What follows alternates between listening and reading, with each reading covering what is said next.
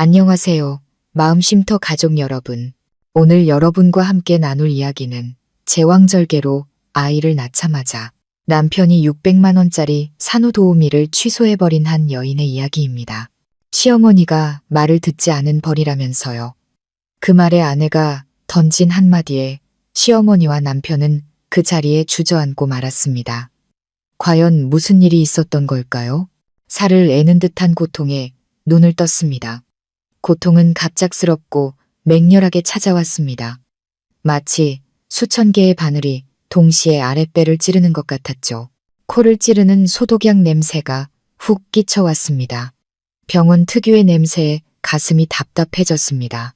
심호흡을 하려 했지만 자궁수축과 복부의 절개선에서부터 시작된 통증이 뇌까지 찌릿하게 울렸습니다. 너무 아파서 차라리 다시 기절해버렸으면 좋겠다고 생각할 정도였습니다. 저는 회복실에 혼자였습니다. 몇 시간 전의 일들이 눈물과 땀으로 얼룩진 슬로 모션 필름처럼 머릿속을 스쳐 지나갔습니다. 거의 20시간 동안 저를 괴롭혔던 끔찍한 산통, 10손가락에서 피가 터져 나올 것처럼 침대 난간을 꽉 붙잡았던 제 모습이 떠올랐습니다. 인자하지만 단호한 인상의 산부인과 과장님은 마지막 내진을 마친 뒤 고개를 저었습니다. 안 되겠네요.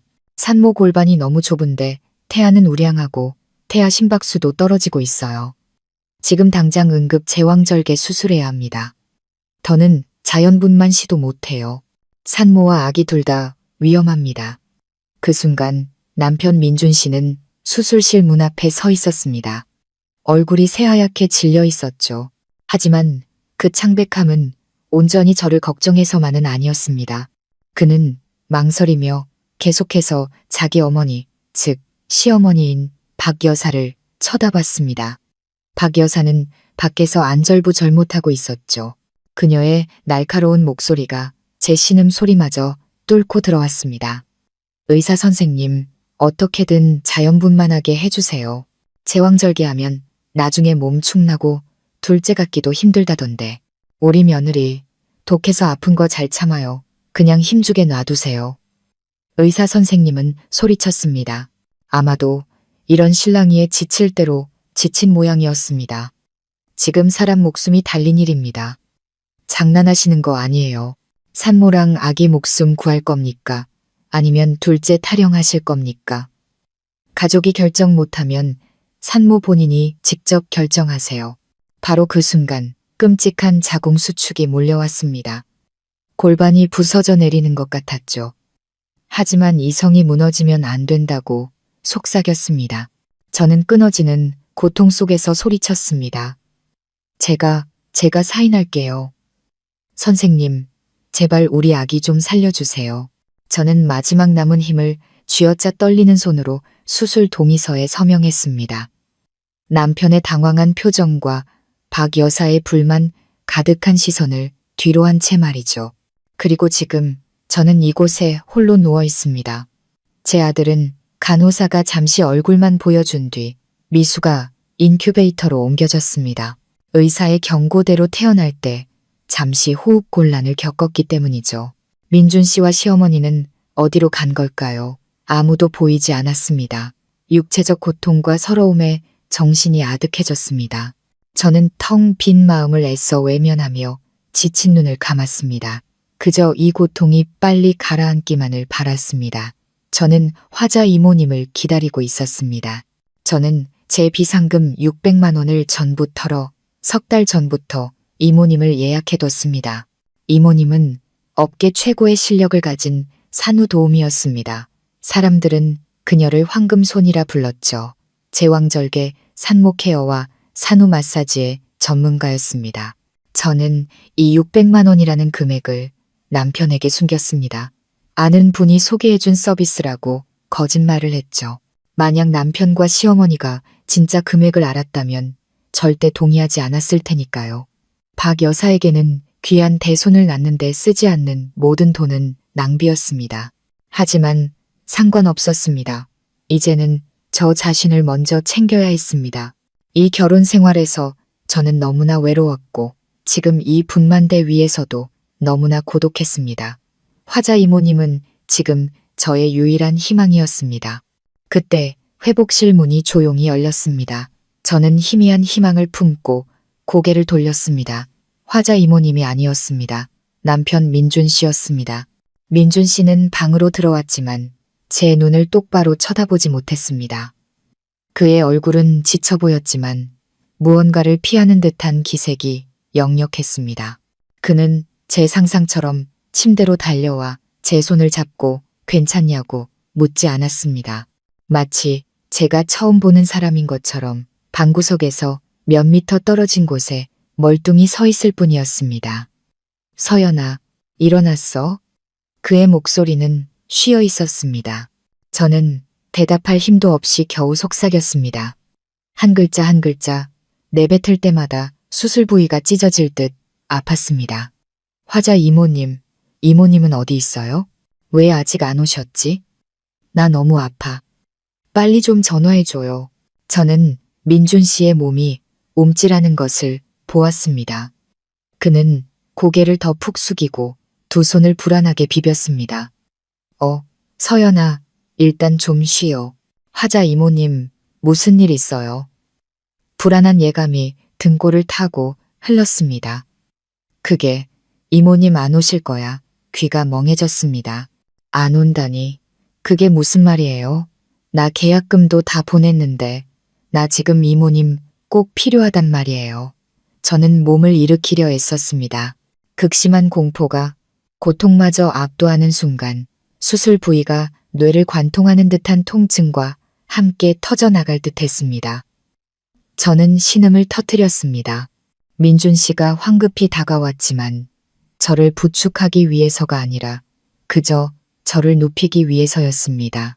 그는 바닥을 보며 더듬거렸습니다.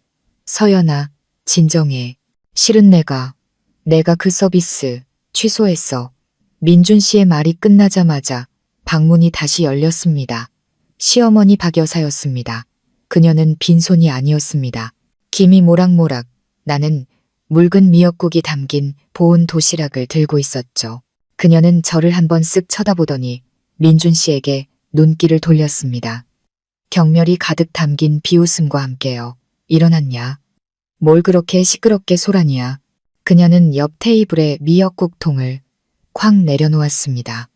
국물이 넘실거리며 밖으로 쏟아질 뻔했죠. 화자, 무슨 화자 타령이야? 너 600만 원이 얼마나 큰 돈인 줄은 아니? 그 돈 있으면 몸보신해서 둘째 아들 낳을 생각이나 해. 저는 할 말을 잃고 민준 씨를 바라봤습니다. 그는 여전히 고개를 숙인 채 저를 마주보지 못했습니다. 심장이 갈갈이 찢기는 것 같았습니다. 600만 원. 시어머니가 어떻게 아셨을까요? 설마 민준 씨가 말한 걸까요? 저는 모든 상황을 파악하기 시작했습니다. 지난 2년간 며느리의 도리를 다하려 했었던 그 여자 박 여사를 쳐다봤습니다. 그녀는 여전히 투덜거리고 있었습니다. 그러게 내가 순순히 자연분만 하랬지. 자연분만 해야 애도 똑똑하고 엄마도 회복이 빠르고 돈도 굳잖아. 꼭 말을 안 들어. 기어코 수술하더니 이제 와서 누굴 붙잡고 앓는 소리야. 그녀는 저를 똑바로 쳐다봤습니다. 그 눈에는 일말의 동정심도 없었습니다. 마치 전쟁에서 승리한 장군처럼 의기양양한 목소리로 말했습니다. 이건 내 말 안 듣고 고집 부린 너에 대한 벌이야. 알아들어? 벌. 그 한마디가 수술 자국보다 더 아프게 제 심장을 찔렀습니다. 저는 방금 죽음의 문턱에서 돌아왔습니다. 이 집안의 대를 잇기 위해 아이를 낳았습니다. 그런데 제가 받은 것은 벌이었습니다. 단지 그녀의 뜻대로 자연분만을 하지 않았다는 이유로 제 남편이 망설이는 동안 제 자신과 아이의 목숨을 구했다는 이유로 말입니다. 저는 제 남편 민준 씨를 쳐다봤습니다. 그는 여전히 침묵하고 있었습니다. 그것은 명백한 동조의 침묵이었습니다. 수술 부위에서 오는 육체적 고통은 심장에서 피 흘리는 고통에 비하면 아무것도 아니었습니다. 분노와 실망감에 눈물마저 말라버렸습니다. 저는 남편이라고 불렀던 그 남자를 보았습니다. 그는 여전히 고개를 숙인 채 아내를 위해 단 한마디 변호도 하지 못하고 어깨를 떨고 있었습니다.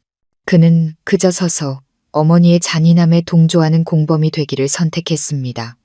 그의 침묵은 박 여사의 폭언보다 더 무서웠습니다. 그것은 이 싸움에서 제가 완벽히 혼자라는 사실을 확인시켜주는 비수였습니다. 저는 웃었습니다. 목이 잠긴 말은 웃음소리였습니다. 웃는 순간 수술 부위가 찢어질 듯 아팠지만 상관없었습니다. 버리라고요? 저는 되물었습니다. 목소리는 무서울 정도로 차분했습니다. 당신들이 무슨 자격으로? 박 여사는 제 태도에 당황한 듯 했습니다. 아마도 늘 참고 순종하던 제 모습에 익숙했기 때문이겠죠. 그녀는 눈을 부릅떴습니다. 너 지금 뭐라고 했어? 내가 내 시어머니야.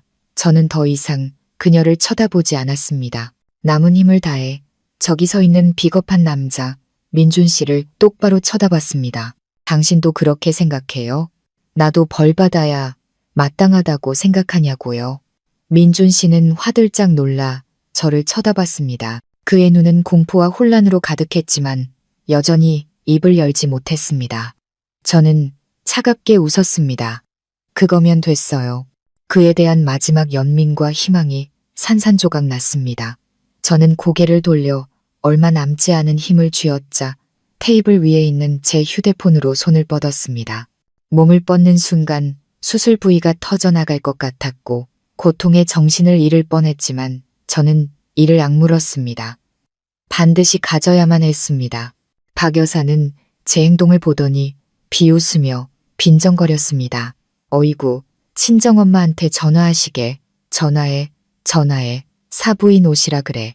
당신 금지옥엽 딸내미가 시어머니 말대꾸하고 얼마나 버릇없는지 직접 보시라고 와서 데려가라 그래. 저는 떨리는 손으로 휴대폰을 꽉 쥐었습니다. 친정엄마에게 전화하려는 게 아니었습니다. 엄마는 평생 저 때문에 고생하셨습니다. 더 이상 엄마를 걱정시키고 가슴 아프게 할 순 없었습니다. 저는 익숙한 번호를 눌렀습니다. 이런 상황에서 제가 이 번호를 누르게 될 거라고는 상상도 못했습니다. 박 여사는 여전히 옆에서 쫑알거리고 있었습니다. 어디 사부인 오시면 한바탕 전화가 연결되고 저편에서 낮고 힘있는 목소리가 들려왔습니다. 서연아, 괜찮니? 그 한마디에 애써 지탱하던 모든 것이 무너져 내리는 것 같았습니다. 하지만 저는 눈물을 삼켰습니다. 깊은 숨을 들이마신 뒤 이 방에 있는 두 사람이 똑똑히 들을 수 있도록 차분하고 명확한 목소리로 말했습니다. 아빠, 저 아이 낳았어요. 딸인데 지금 인큐베이터에 있어요. 저는 방금 수술 끝났고요. 전화기 너머로 아빠가 숨을 멈추는 소리가 들렸고 이내 걱정 가득한 목소리가 이어졌습니다. 수술, 왜 수술을 해? 민준이 그 녀석은 어디 있고 너 혼자 둔 거야. 저는 감정이 터져나오지 않도록 눈을 감았습니다. 아빠, 이 변호사님 좀 지금 바로 서울대학병원으로 보내주세요. 최대한 빨리요. 이 변호사. 아빠의 목소리가 날카로워졌습니다. 무슨 일인데? 저는 눈을 떴습니다. 조롱에서 경악으로 바뀌는 박 여사의 얼굴과 핏기 하나 없이 새하얘진 민준 씨의 얼굴을 똑바로 쳐다보며 한 글자 힘주어 말했습니다. 저 이혼할래요. 방금 전까지 기세등등하던 박 여사는 입을 떡 벌린 채 저를 쳐다봤습니다. 얼굴은 놀라움에서 당혹감으로 변해갔습니다. 민준 씨는 비틀거리며 침대 난간을 황급히 붙잡았습니다. 마치 외계인이라도 본 듯한 눈으로 저를 쳐다봤죠. 침묵은 길지 않았습니다. 정신을 차린 박 여사가 갑자기 하하하 하고 웃기 시작했습니다. 경멸이 가득 담긴 날카로운 웃음소리였습니다. 어머머, 얘 좀 봐. 내가 뭐라고. 겨우지 애비한테 전화해서 이혼하겠다고? 누굴 지금 협박하는 거니? 내 아빠 오면 내가 무서워할 줄 알아? 그녀는 허리에 손을 얹고 제게 다가왔습니다. 너네 아빠 같은 퇴직한 말단 공무원이 뭘 할 수 있는데. 기껏해야 여기 와서 나한테 울고불고 사정이나 하겠지. 말단 공무원. 민준 씨와 박 여사가 늘 제 등 뒤에서 아빠를 부르던 방식이었습니다. 저는 민준 씨가 대기업에 다닌다는 사실을 늘 자랑스러워하는 걸 알고 있었습니다. 저희 아빠는 그저 평범한 연금을 받는 퇴직 공무원일 뿐이었으니까요. 그들은 저희 부모님이 사시는 낡은 단층 집과 아빠의 수수한 옷차림을 보고 저희 집안을 무시해도 된다고 멋대로 판단했던 겁니다. 아마 그게 민준 씨가 항상 어머니 말만 듣고 저를 억압하는데 동조했던 이유일 겁니다. 제가 기댈 곳 없는 사람이라고 생각했겠죠. 민준 씨도 그제야 정신을 차렸습니다. 어머니가 기세를 올리자 그는 목소리가 떨리면서도 황급히 거들었습니다. 그는 침대 옆으로 와서 다정한 척했지만 제 손을 잡는 그의 손은 얼음장처럼 차가웠습니다. 서연아, 너막에 나아서 그래. 힘드니까 헛생각하는 거야. 엄마도 그냥 농담한 거잖아. 그는 박 여사를 돌아보며 말했습니다. 엄마도 그만 좀 하세요. 내가 뭘 틀린 말 했어. 박 여사가 쏘아 붙였습니다. 지 애비 불러온다고 내가 꿀릴 줄 알아? 잘 들어. 서연아, 넌 이 집 며느리인 이상 이 집 법도를 따라야 해. 이혼?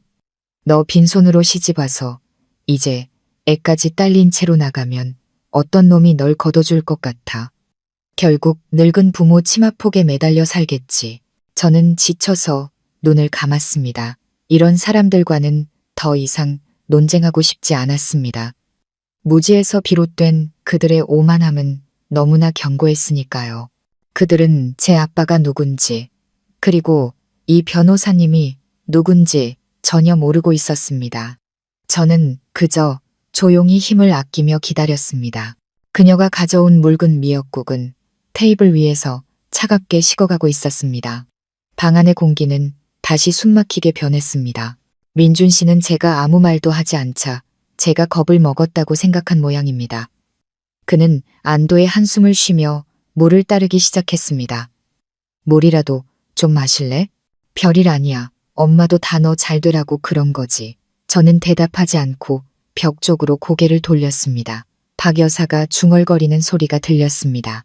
어디 그 영감탱이가 와서 뭘 어쩌는지 내 두 눈으로 똑똑히 봐야지. 버릇없는 년. 그 중얼거림은 계속되었습니다. 그러다 단호하고 힘있는 노크 소리가 방 안의 소음을 끊었습니다. 문이 열리고 안으로 들어온 사람은 한 명이 아니었습니다. 두 사람이었죠. 둘 다 몸에 꼭 맞는 비싼 검은색 정장을 입고 머리는 단정하게 빗어 넘겼으며 손에는 악어 가죽 서류 가방을 들고 있었습니다. 그들의 전문적이고 냉철한 분위기는 평범한 병실을 순식간에 어색한 공간으로 만들었습니다. 박 여사가 뭐라고 말하려다 두 남자를 보고는 말이 목구멍에 걸린 듯 멈칫했습니다. 민준 씨도 의아한 표정으로 멍하니 서 있었습니다. 두 사람 중 나이 들어 보이는 금태 안경을 쓴 남자가 앞으로 나섰습니다. 그는 민준 씨와 박 여사를 칼날처럼 날카로운 눈빛으로 훑어본 뒤 제게 시선을 고정했습니다. 그는 가볍게 고개를 숙이며 극도로 정중한 목소리로 말했습니다. 서연 아가씨, 이 변호사 법률사무소에서 나왔습니다. 병원 측으로부터 아가씨의 상태는 전해 들었지만 회장님께서 무척 걱정하시며 먼저 상황을 살펴보라 하셨습니다. 회장님, 민준 씨가 기계처럼 되뇌었습니다. 그의 얼굴이 파랗게 질리기 시작했습니다. 박 여사는 아직도 상황 파악이 안 되는 듯 했습니다. 무슨 변호사, 누가 회장이야. 다른 남자는 박 여사를 거들떠보지도 않고 젊은 동료에게 말했습니다.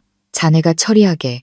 젊은 직원은 고개를 끄덕이고 전문 녹음기를 꺼내 전원을 켠 뒤 박 여사의 식어 빠진 미역국 그릇 옆 테이블에 반듯하게 내려놓았습니다. 실례합니다만 의뢰인의 권익 보호를 위해 지금부터 모든 대화는 녹음됩니다. 박 여사는 그제야 정말로 겁을 먹은 듯 했습니다. 뭘 녹음해? 당신들 누구야? 누가 당신들 들어오래?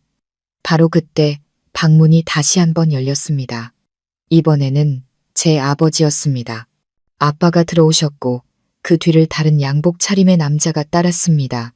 아빠의 개인 비서라는 걸 알아챘습니다. 박 여사와 민준 씨는 완전히 얼어붙었습니다. 오늘 아빠는 평소 저희 집에 오실 때 입던 수수한 점퍼 차림이 아니었습니다. 수제작으로 보이는 고급스러운 회색 정장을 입고 계셨죠. 고급 원단은 조용한 위엄을 뿜어냈고 희끗희끗한 머리는 단정하게 빗어 넘겨져 있었습니다. 더 이상 민준 씨와 박 여사가 비웃던 말수 적고 온화한 말단 공무원이 아니었습니다. 그의 모습은 중대한 결정을 내리는데 익숙한 사람의 카리스마 그 자체였습니다. 아빠, 저는 속삭였습니다. 눈물이 쏟아지기 시작했습니다. 이번에는 서러움 때문이 아니라 억울함 때문이었습니다. 아빠는 민준 씨와 박 여사를 마치 존재하지 않는 사람처럼 지나쳤습니다. 아빠는 곧장 제 침대로 와서 땀으로 축축한 제 머리를 따뜻한 손으로 쓰다듬었습니다. 아빠의 목소리가 떨렸습니다. 딸, 아빠 왔다. 많이 아팠지. 박 여사가 더듬거리며 애써 상황을 수습하려 했습니다. 어머, 사돈어른 오셨어요. 아빠는 그녀를 쳐다보지도 않았습니다. 오직 저에게만 집중하며 링거를 확인하고 제 안색을 살폈습니다. 아빠의 눈에는 안타까움이 가득했다가 이내 억눌린 분노로 변했습니다. 그는 안경 쓴 변호사를 돌아봤습니다. 이 변호사는 어디 있나? 회장님, 이 변호사님은 엘리시움 센터 의료팀과 함께 밖에서 대기 중입니다. 회장님께서 신호를 주시면 바로 들어오겠다고 했습니다. 회장님, 민준 씨는 이제 서 있지도 못할 지경이었습니다. 그는 아빠를 보고 두 변호사를 번갈아 쳐다봤습니다. 아버님, 이게 대체 무슨 일입니까? 아빠는 그제야 그를 돌아봤습니다. 얼음장처럼 차가운 시선이었죠. 자네는 나를 아버님이라 부를 자격이 없어. 아빠는 변호사에게 말했습니다. 절차 진행하게 내 딸과 손주를 이 더러운 곳에 단 1초도 더 두고 싶지 않으니까. 무슨 절차요? 민준 씨가 더듬거리며 물었습니다. 얼굴은 종이장처럼 하얘져 있었습니다. 그는 여전히 눈앞의 상황을 믿지 못했습니다. 제가 김 실장이라고 알고 있는 안경 쓴 변호사가 몸을 바로 세웠습니다. 그는 가방에서 미리 준비한 서류 뭉치를 꺼냈습니다. 감정 없는 목소리가 명확하고 단호하게 울려 퍼졌습니다. 회장님의 지시에 따라 서연 아가씨와 아기의 전원 수속을 완료했습니다. 최고급 산후조리원인 엘리시움의 구급차와 의료진이 아래층에 도착해 있습니다. 엘리시움, 민준 씨가 그 이름을 되뇌었습니다. 당혹스러운 표정이었죠. 아마 그는 그런 곳을 들어본 적도 없었을 겁니다. 하지만 박 여사는 달랐습니다. 저는 그녀의 얼굴이 순식간에 잿빛으로 변하는 것을 보았습니다. 엘리시움 산후조리원은 이 도시의 최상류층만 이용하는 곳이었으니까요. 비용이 엄청나게 비싸지만 서비스는 왕족처럼 받는다는 소문이 자자한 곳이었습니다. 김 실장은 그들의 공포를 더 깊이 파고들려는 듯 말을 이었습니다. 회장님께서 VVIP 패키지를 요청하셨습니다. 한 달에 2천만 원짜리 코스로 의사, 간호사, 영양사, 그리고 전담 베이비시터가 24시간 대기하는 서비스가 포함됩니다. 2천만 원. 그 숫자는 방 안에 터진 폭탄과도 같았습니다. 민준 씨는 비틀거렸습니다. 그는 황급히 손을 내저었습니다. 아닙니다. 너무 비싸요, 아버님. 아니, 회장님. 서연이는 여기 있어도 괜찮습니다. 이 병원도 큰 병원인데요. 괜찮다고? 아빠가 마침내 입을 열었습니다. 목소리는 분노로 낮게 깔려 있었습니다. 그는 민준 씨와 박 여사를 똑바로 쳐다봤습니다. 괜찮은데 내 딸이 죽을 고비를 넘기고 돌아오자마자 남편과 시어머니한테 산후조리 서비스를 취소당하는 벌을 받아? 괜찮은데 산모가 고통스러워하는데 옆에 아무도 없어? 김 실장이 즉시 덧붙였습니다. 여기 계약서 사본입니다. 저희는 또한 민준 씨가 서연 아가씨가 분만실에 들어간 직후 엄마와 아기 산후도우미 업체에 직접 전화해 600만 원짜리 서비스를 일방적으로 취소했다는 증거도 확보했습니다. 아빠는 더 이상 아무 말도 하지 않았습니다. 그가 신호를 보내자 방문이 다시 열렸습니다. 이번에는 고급스러운 베이지색 유니폼을 입은 간호사팀이 최고급 이동식 침대를 밀고 들어왔습니다. 그들은 제게 다가와 부드럽게 미소 지으며 말했습니다. 서연 산모님, 센터로 모시러 왔습니다. 그들은 병원의 의료 장비를 능숙하게 해체하고 그들의 이동식 장비로 교체하기 시작했습니다. 박 여사는 그제야 꿈에서 깨어난 듯 했습니다. 그녀는 달려들어 침대를 막으려 했습니다. 어딜까? 얘는 내 며느리고 내 손주야. 당신들 내 손주 데려갈 수 없어. 당신 손주, 아빠가 차갑게 웃었습니다. 당신이 목숨을 걸고 자연분만을 강요했을 때 그 아이가 당신 손주라고 생각은 했나? 내 딸에게 벌을 내릴 때 며느리라고 생각은 했고 아빠를 따라왔던 키 크고 건장한 경호원이 조용히 앞으로 나서 박 여사와 침대 사이를 막아섰습니다. 그녀가 달려들려 했지만 경호원이 팔 하나를 뻗자 더 이상 나아갈 수 없었습니다. 저는 푹신한 새 침대로 옮겨졌습니다. 다른 간호사는 고급스러운 아이보리색 실크 속사계에 쌓인 제 딸을 안고 있었습니다. 그들이 저를 밀고 문 밖으로 나갈 때 민준 씨가 황급히 따라왔습니다. 서연아, 서연아, 가지마. 내가 잘못했어. 엄마도 뭐라고 말 좀 해봐요. 박 여사가 소리쳤습니다. 내 손주 내놔. 하지만 그들은 경호원에게 막혀 방 밖으로 나올 수 없었습니다. 최고급 구급차가 병원 정문에 대기하고 있었지만 저는 그 차에 타지 않았습니다. 그들은 저를 VIP 주차 구역으로 안내했고 그곳에는 검은색 벤틀리 세단이 기다리고 있었습니다. 아빠의 비서가 문을 열어주었고 그들은 저를 넓고 편안한 뒷좌석으로 조심스럽게 옮겼습니다. 아빠는 제 옆에 앉아 제 손을 꼭 잡아주셨습니다. 차는 조용히 병원 문을 빠져나갔습니다. 어두운 차창 너머로 민준 씨와 박 여사가 정문에서 허둥지둥 달려 나오는 모습이 보였습니다. 하지만 그들은 병원 경비원과 아빠의 경호원에게 막혔습니다. 그들은 그저 멍하니 겁에 질린 채 서 있을 뿐이었습니다. 그들이 그토록 갈망하면서도 저희 집안에 대해서는 무시했던 돈의 힘이 마침내 그들에게 뼈아픈 교훈을 주고 있었습니다. 그날 이후 민준 씨와 박 여사가 병원 로비에서 무릎 꿇고 애원하는 모습을 마지막으로 저는 더 이상 그들을 보지 못했습니다. 아마도 제 냉담한 태도와 경호원들의 전문적인 대응을 보며 울고불고 매달리는 것이 소용없다는 것을 깨달았겠죠. 저도 더는 신경 쓰지 않았습니다.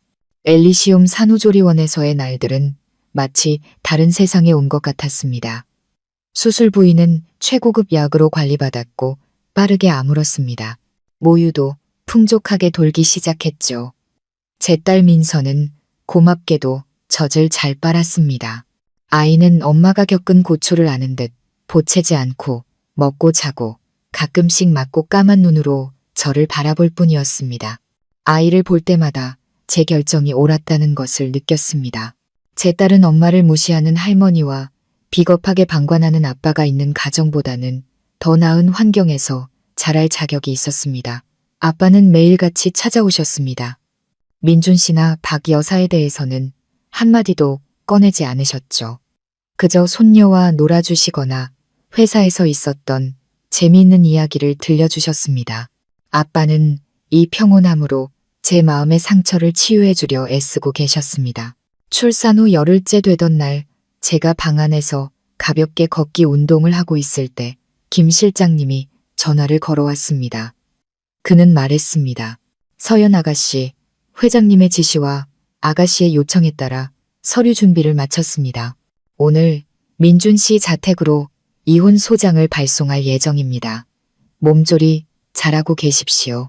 저는 그 전에 감사합니다 라고 답하고 전화를 끊었습니다.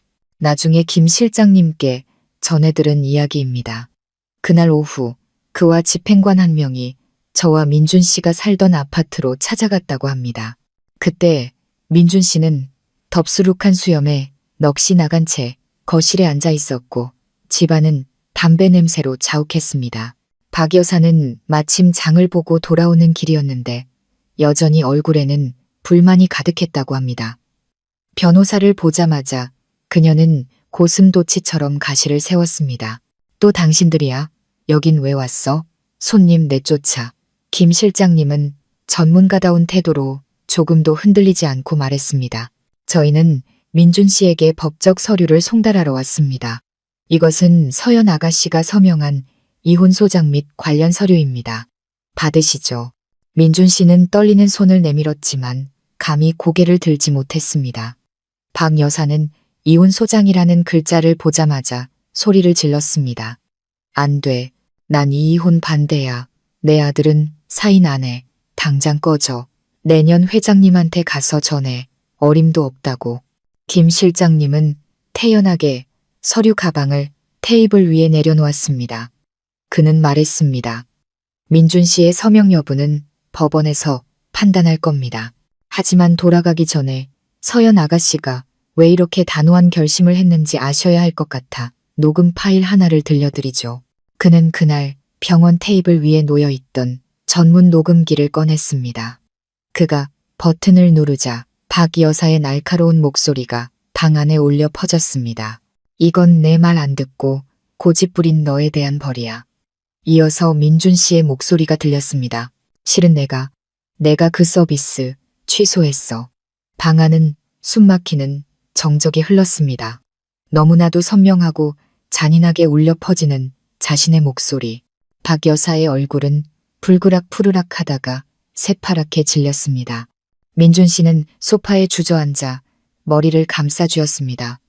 그들은 부인할 수도 연기할 수도 없었습니다. 이 녹음 파일은 그들의 잔인함을 증명하는 빼도 박도 못할 증거였습니다. 김 실장님은 녹음기를 끄며 말했습니다. 이 발언들과 산모의 제왕절개 직후 산후조리 서비스를 취소한 행위는 서연 아가씨의 건강에 심각한 해를 끼친 정신적 학대에 해당합니다. 저희는 이 증거를 법정에서 사용할 겁니다. 그는 서류를 남겨두고 집행관과 함께 떠났습니다. 담배 냄새와 피어오르는 공포로 가득한 방 안에 그들 모자만 남겨둔 채 말이죠. 엘리베이터 문이 닫히고 김 실장님과 그의 단호한 목소리가 사라지자 박 여사는 그제야 정신을 차렸습니다. 하지만 그것은 후회가 아니었습니다. 광기 어린 분노였죠. 그녀는 더 이상 소리치지 않고 민준 씨의 손에서 서류 뭉치를 낚아채며 이를 갈았습니다. 어디 보자. 뭐라고 썼는지 보자고. 이혼? 그래서 지가 뭘 얻겠다는 건데. 민준 씨는 넋이 나간 사람처럼 어머니가 서류를 빼앗아 가도록 내버려뒀습니다. 그는 모든 것이 끝났다는 것을 알았습니다. 그 녹음 파일은 이 결혼에 대한 사형 선고나 다름없었으니까요. 박 여사는 서류를 뒤적였습니다. 그녀는 글을 많이 읽지는 못했지만 숫자와 굵은 글씨로 쓰인 재산이라는 단어는 읽을 수 있었습니다. 그녀는 재산 분할 청구 부분을 눈에 불을 켜고 한 글자 한 글자 읽어 내려갔습니다. 소장에는 제 변호인 측의 요구사항이 명확하게 기재되어 있었습니다. 첫째, 아파트 제 명의로 되어 있고 집값의 70%는 결혼 전 아빠가 주신 돈이므로 아파트는 제 소유가 됩니다.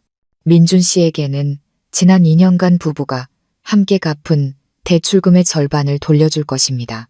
계산해보면 아파트의 실제 가치에 비하면 아주 적은 금액이었습니다.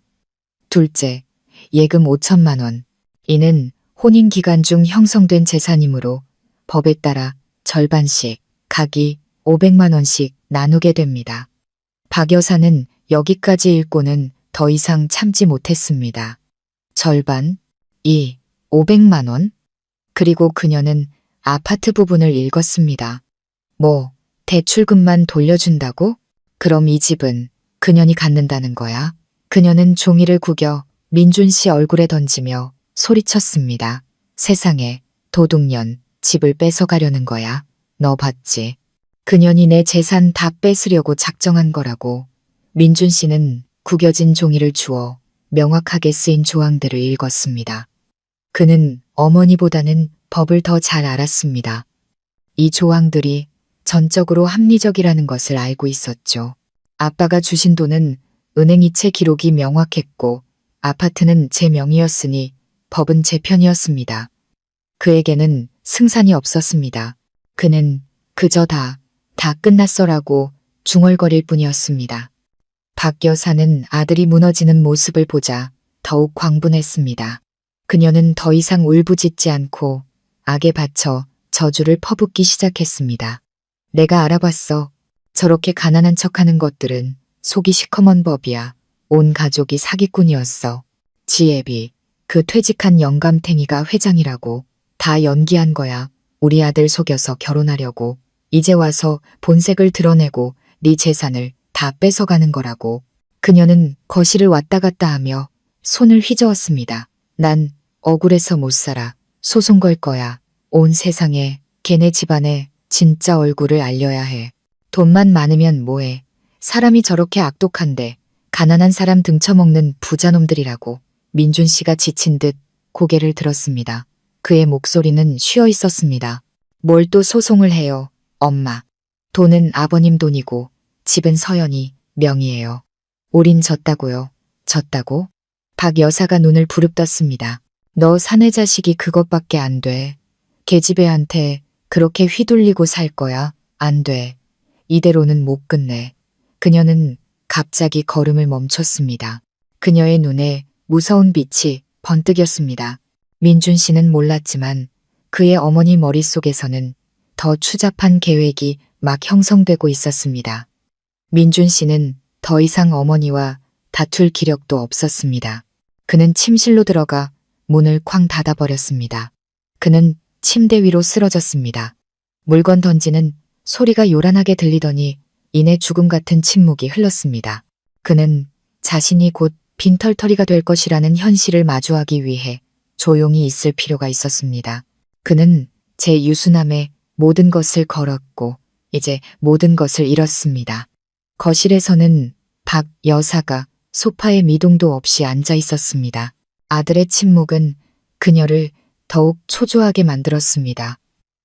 그녀는 집을 잃는다는 것을 받아들일 수 없었습니다. 아들의 아파트와 순종적인 며느리를 이웃에게 자랑하는 것에 익숙해져 있었으니까요. 이제 모든 것이 무너졌습니다. 그녀는 탈출구가 필요했습니다. 그녀 집안의 대를 이을 미래에 대한 보장이 필요했죠. 그녀는 휴대폰을 뚫어져라 쳐다보다가 슬그머니 집어들고 화장실로 들어가 문을 잠갔습니다. 나중에 알게 된 사실이지만 민준 씨는 자고 있지 않았습니다. 고요한 밤에 화장실 문이 철컥하고 잠기는 소리에 그의 신경이 곤두섰습니다. 그는 호기심과 불길한 예감에 조용히 방에서 나와 벽 뒤에 숨었습니다. 그리고 어머니가 중얼거리는 소리를 들었습니다. 박 여사는 전화를 하고 있었습니다. 목소리는 속삭이듯 작았지만 평소의 앙칼진 모습과는 달리 아양을 떠는 기색이 역력했습니다. 유리니? 우리 유리? 나야, 민준이 엄마, 유리. 민준 씨 회사에 있던 어리고 예쁜 인턴의 이름이었습니다. 저는 회사 송년회 때 민준 씨 옆에서 선망의 눈빛으로 그를 쳐다보던 그녀를 본 적이 있었습니다. 민준 씨는 그냥 후배라고 했지만 시어머니는 그녀의 전화번호까지 알고 있었던 겁니다. 민준 씨의 심장이 멎는 듯 했습니다. 그는 숨을 죽이고 귀를 기울였습니다. 박 여사의 목소리가 이어졌습니다. 걱정 마라. 민준이 그 마누라랑은 곧 정리될 거야. 응, 이혼하자고 난리야. 나한테 대들고 아주 버릇이 없어. 그녀는 잠시 말을 멈췄습니다. 아마 상대방의 말을 듣는 듯 했습니다. 내가 알지. 우리 유리가 얼마나 착하고 순한데. 그녀는 애를 낳아도 딸년을 낳았지 뭐니. 아무짝에도 쓸모가 없어. 그래놓고 재산까지 나눠달라고 하잖아. 민준 씨는 등골이 오싹해졌습니다. 그는 어머니가 너무나도 능숙하게 달콤하고 악독한 목소리로 거짓말을 하는 것을 듣고 있었습니다. 솔직히 말해서 나는 우리 유리밖에 없어. 네가 우리 집 며느리로 들어오면 아이고 얼마나 좋을까. 너는 꼭 할미한테 떡두꺼비 같은 손주 하나 낳아줘야 한다. 알았지? 다른 건 아무것도 필요 없어. 예금 나눈 것도 이 500만 원이나 남았으니 둘이 사업 자금으로 쓰기 충분하고 정 안 되면 내가 시골집이라도 팔아서 집 사줄게. 걱정 말고 아들만 낳아다오. 알았지, 유리야? 민준 씨는 자신의 귀를 의심했습니다. 그가 항상 존경하고 순종했던 어머니가 그의 외도를 눈감아주고 딸과 손주라는 이유만으로 아내를 버리고 다른 여자와 합치라고 부추기고 있었습니다. 심지어 방금 나눠 갖게 된 재산까지 계산하고 있었죠. 화장실 문이 벌컥 열렸습니다. 박 여사는 거기 서 있는 민준 씨를 보고 소스라치게 놀랐습니다. 창백한 얼굴, 충혈된 눈으로 자신을 뚫어져라 쳐다보는 아들을 보고 말이죠. 엄마, 방금 뭐라고 하셨어요? 민준 씨가 목이 잠긴 목소리로 속삭였습니다. 박 여사는 당황하며 황급히 휴대폰을 숨겼습니다. 너 왜 나와 있어? 누구랑 통화했어요? 누구한테 손주 낳아달라고 했냐고요? 민준 씨가 고함쳤습니다. 태어나서 처음으로 어머니에게 소리 지르는 순간이었습니다. 엄마, 내가 유리랑 만나는 거 알고 있었죠? 다 알고 있었잖아요. 엄마가 날 이 지경으로 만든 거라고요. 그는 저 때문에 재산을 잃어서 무너진 게 아니었습니다. 그가 맹목적으로 믿고 따랐던 어머니의 진짜 모습을 깨달았기 때문에 무너진 것이었습니다. 저는 그 집에서 벌어지고 있는 폭풍에 대해서는 아무것도 몰랐습니다. 오직 회복과 민서 돌보는 것에만 집중했죠. 아빠는 모든 일이 순조롭게 진행되는 것을 확인한 뒤 다시 회사 일에 복귀하셨습니다. 물론 매일 저녁 저와 함께 식사하고 손녀를 보기 위해 오셨지만요.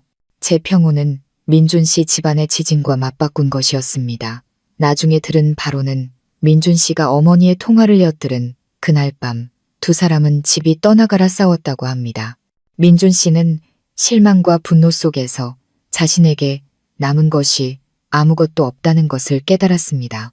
아내와 아이, 가족, 재산, 그리고 이제 어머니에 대한 마지막 존경심까지 모든 것이 사라졌습니다. 하지만 그는 무너질 수 없었습니다. 그에게는 마지막으로 붙잡을 것이 하나 남아 있었으니까요.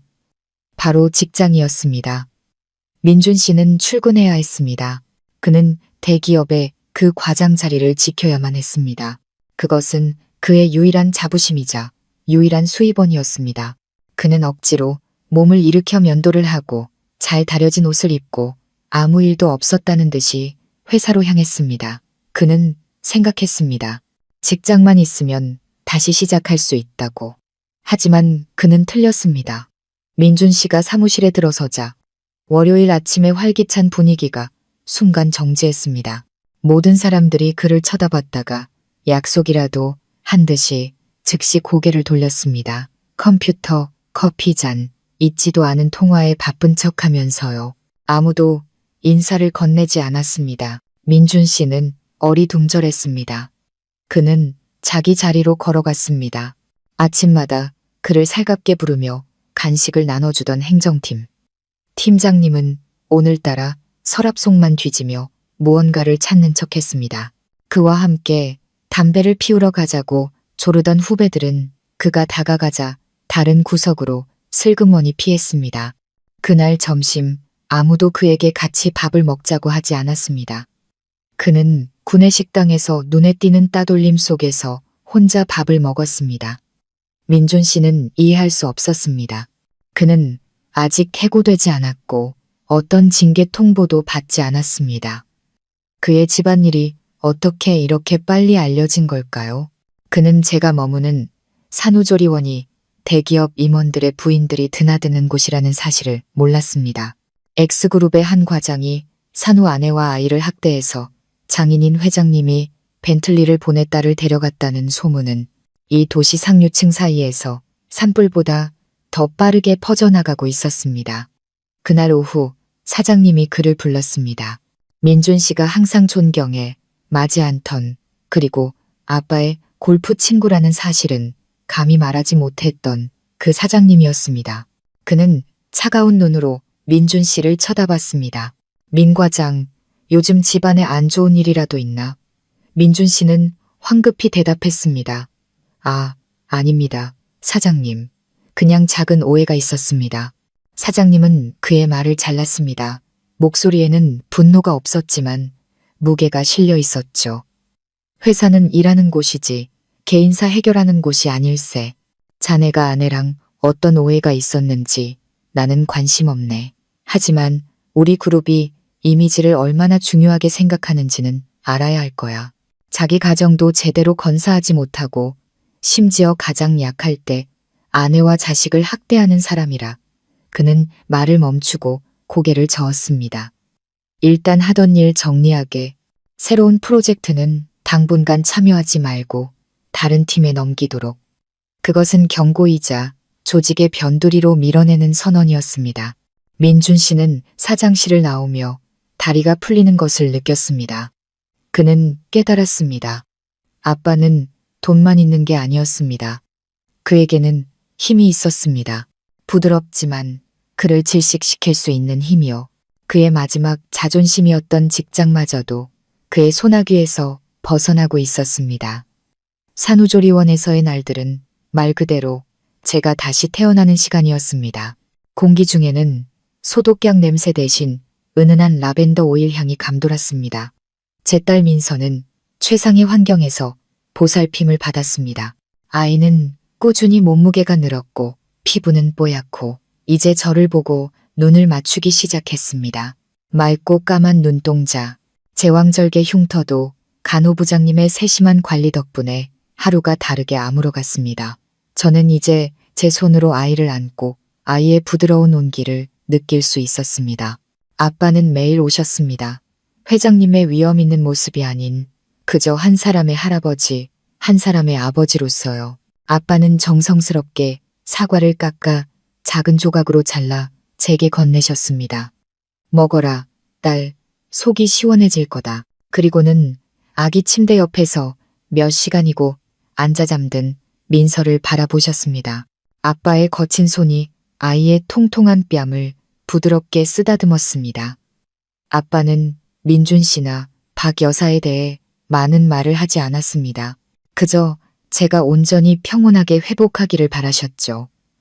하지만 저는 알고 있었습니다. 이 고요한 밖에서 아빠가 움직이고 계시다는 것을요. 아빠는 소리치거나 물건을 부수는 분이 아니었습니다. 아빠에게는 아빠만의 방식이 있었죠. 조용하지만 충분히 무거운 방식이요. 나중에야 알게 된 사실이지만 아빠는 민준 씨의 사장님에게 직접 전화하지 않았습니다. 그를 해고해달라고 요구하지도 않았죠. 그런 방식은 너무 노골적이고 아빠 스타일이 아니었습니다. 아빠는 그저 민준 씨 회사에 매년 수십억 원의 계약을 안겨주는 몇몇 주요 거래처에 전화를 걸었습니다. 제 이야기는 꺼내지 않았습니다. 그저 잡담처럼 툭 던지듯 물었을 뿐입니다. 듣자 하니 그쪽 그룹에 요즘 민 과장이라는 친구가 아주 유명하다면서요? 산후조리 중인 아내와 자식에게 못할 짓을 했다던데 나도 혀를 내두를 정도입니다. 요즘 세상에 그런 사람이 있다니 그 회사 기업 윤리가 어떤지 모르겠네요. 그 한마디면 충분했습니다. 주요 거래처들은 즉시 민준 씨 회사 경영진에게 전화를 걸었습니다. 그들은 질책하지 않았습니다. 그저 회사의 이미지와 문화에 대해 깊은 우려를 표명했을 뿐입니다. 그들은 분별 없는 과장 한 명 때문에 비즈니스 관계가 틀어질까봐 두려워했습니다.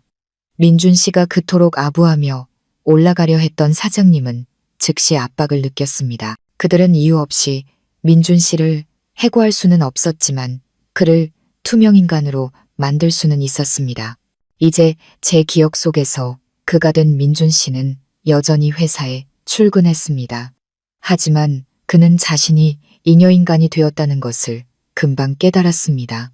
맡고 있던 중요 프로젝트들은 갑자기 다른 팀으로 넘어갔습니다. 전략회의에는 아무도 그를 부르지 않았습니다. 사장님은 그를 불러 차가운 얼굴로 말했습니다. 요즘 자네 집안일 때문에 정신없어 보이던데 당분간 좀 쉬게. 프로젝트는 다른 사람한테 맡기고 자네는 집안일 해결할 시간을 갖도록 해. 그는 웃으며 그 말을 들었지만 속은 타들어갔습니다. 프로젝트에서 배제된다는 것은 승진 기회를 잃고 성과급을 잃고 모두의 눈엣 가시가 된다는 의미였습니다. 그와 그의 어머니가 말단 공무원이라 비웃었던 장인의 압박이 이제 그를 서서히 옥죄어 오고 있었습니다. 그는 회사에서 완벽하게 고립되었습니다. 이전에는 커피를 사주며 아첨하던 동료들이 이제는 그를 귀신 보듯 피했습니다. 그들은 연루될까봐, 윗사람들에게 같은 부류로 찍힐까봐 두려워했습니다. 그는 에어컨 빵빵한 사무실에 하루 8시간 앉아 있었지만 등은 식은땀으로 축축했습니다. 해고당하지는 않았지만 해고보다 더 끔찍했습니다. 그것은 정신적인 고문이자 서서히 다가오는 죽음이었습니다. 그는 제게 전화를 걸려 했지만 아빠가 제 휴대폰에 모르는 번호와 그의 번호를 모두 차단하도록 설정해 두셨습니다. 그는 애원과 후회에서 협박에 이르는 장문의 메시지를 보냈습니다. 서연아, 이렇게 나를 막다른 길로 몰면 어떡해? 애한테 아빠 없는 자식 만들고 싶어? 저는 첫 메시지를 읽고 조용히 차단했습니다. 제게 연락할 방법이 없자 그는 산후조리원으로 찾아왔습니다. 하지만 그곳 경호원들은 이미 그의 얼굴을 익히고 있었습니다. 그가 차에서 내리기도 전에 그들은 그에게 떠나라는 신호를 보냈습니다. 그에게는 더 이상 소란을 피울 용기가 없었습니다. 그는 차 안에 틀어박혀 제가 있는 화려한 동판 대문을 바라봤습니다. 마치 두 개의 다른 세상처럼 느껴졌죠. 그는 거기 앉아 담배를 연달아 피웠습니다. 아파트로 돌아갔을 때 그를 기다리고 있는 것은 박 여사였습니다. 조리원 로비에서의 충격과 이혼 소장의 충격에도 불구하고 그녀는 여전히 문제의 본질을 파악하지 못했습니다. 그녀는 아빠의 위력을 이해하지 못했죠. 그녀가 아는 것은 돈과 집을 잃었다는 사실뿐이었습니다. 봤지? 그년이 다 뺏어갔어. 넌 아직도 거기 앉아있기만 할 거야. 걔 회사에 가서 깽판이라도 쳐야지. 네가 안 가면 내가 간다. 민준 씨는 회사에서 숨막히는 압박을 받고 있었습니다. 집에 오면 어머니의 고함 소리를 들어야 했죠. 마침내 그는 참지 못했습니다. 그는 소리쳤습니다. 엄마, 제발 좀 조용히 하세요. 엄마가 날 망친 거 모르겠어요. 말단 공무원. 그분 회장님이시라고요. 진짜 회장. 사장님의 골프 친구라고요. 그분 말 한마디면 난 직장에서 잘리고 모든 걸 잃는단 말이에요. 박 여사는 그제야 얼어붙었습니다. 진짜 회장이라고. 그녀는 믿지 못했습니다. 민준 씨가 경제신문을 테이블에 던지며 아빠가 대규모 프로젝트 준공식에서 테이프 커팅을 하는 사진을 가리킬 때까지는요. 그녀는 떨면서 바닥에 주저앉았습니다. 그제야 진짜 공포가 그녀의 마음속에 스며들었습니다. 저를 학대한 것에 대한 두려움이 아니었습니다. 너무나 강력한 사람에게 밉보였다는 것에 대한 두려움이었죠. 민준 씨는 막다른 길에 몰렸습니다. 회사에서는 유령이었고 집에 오면 어리석고 겁에 질린 어머니와 마주해야 했습니다.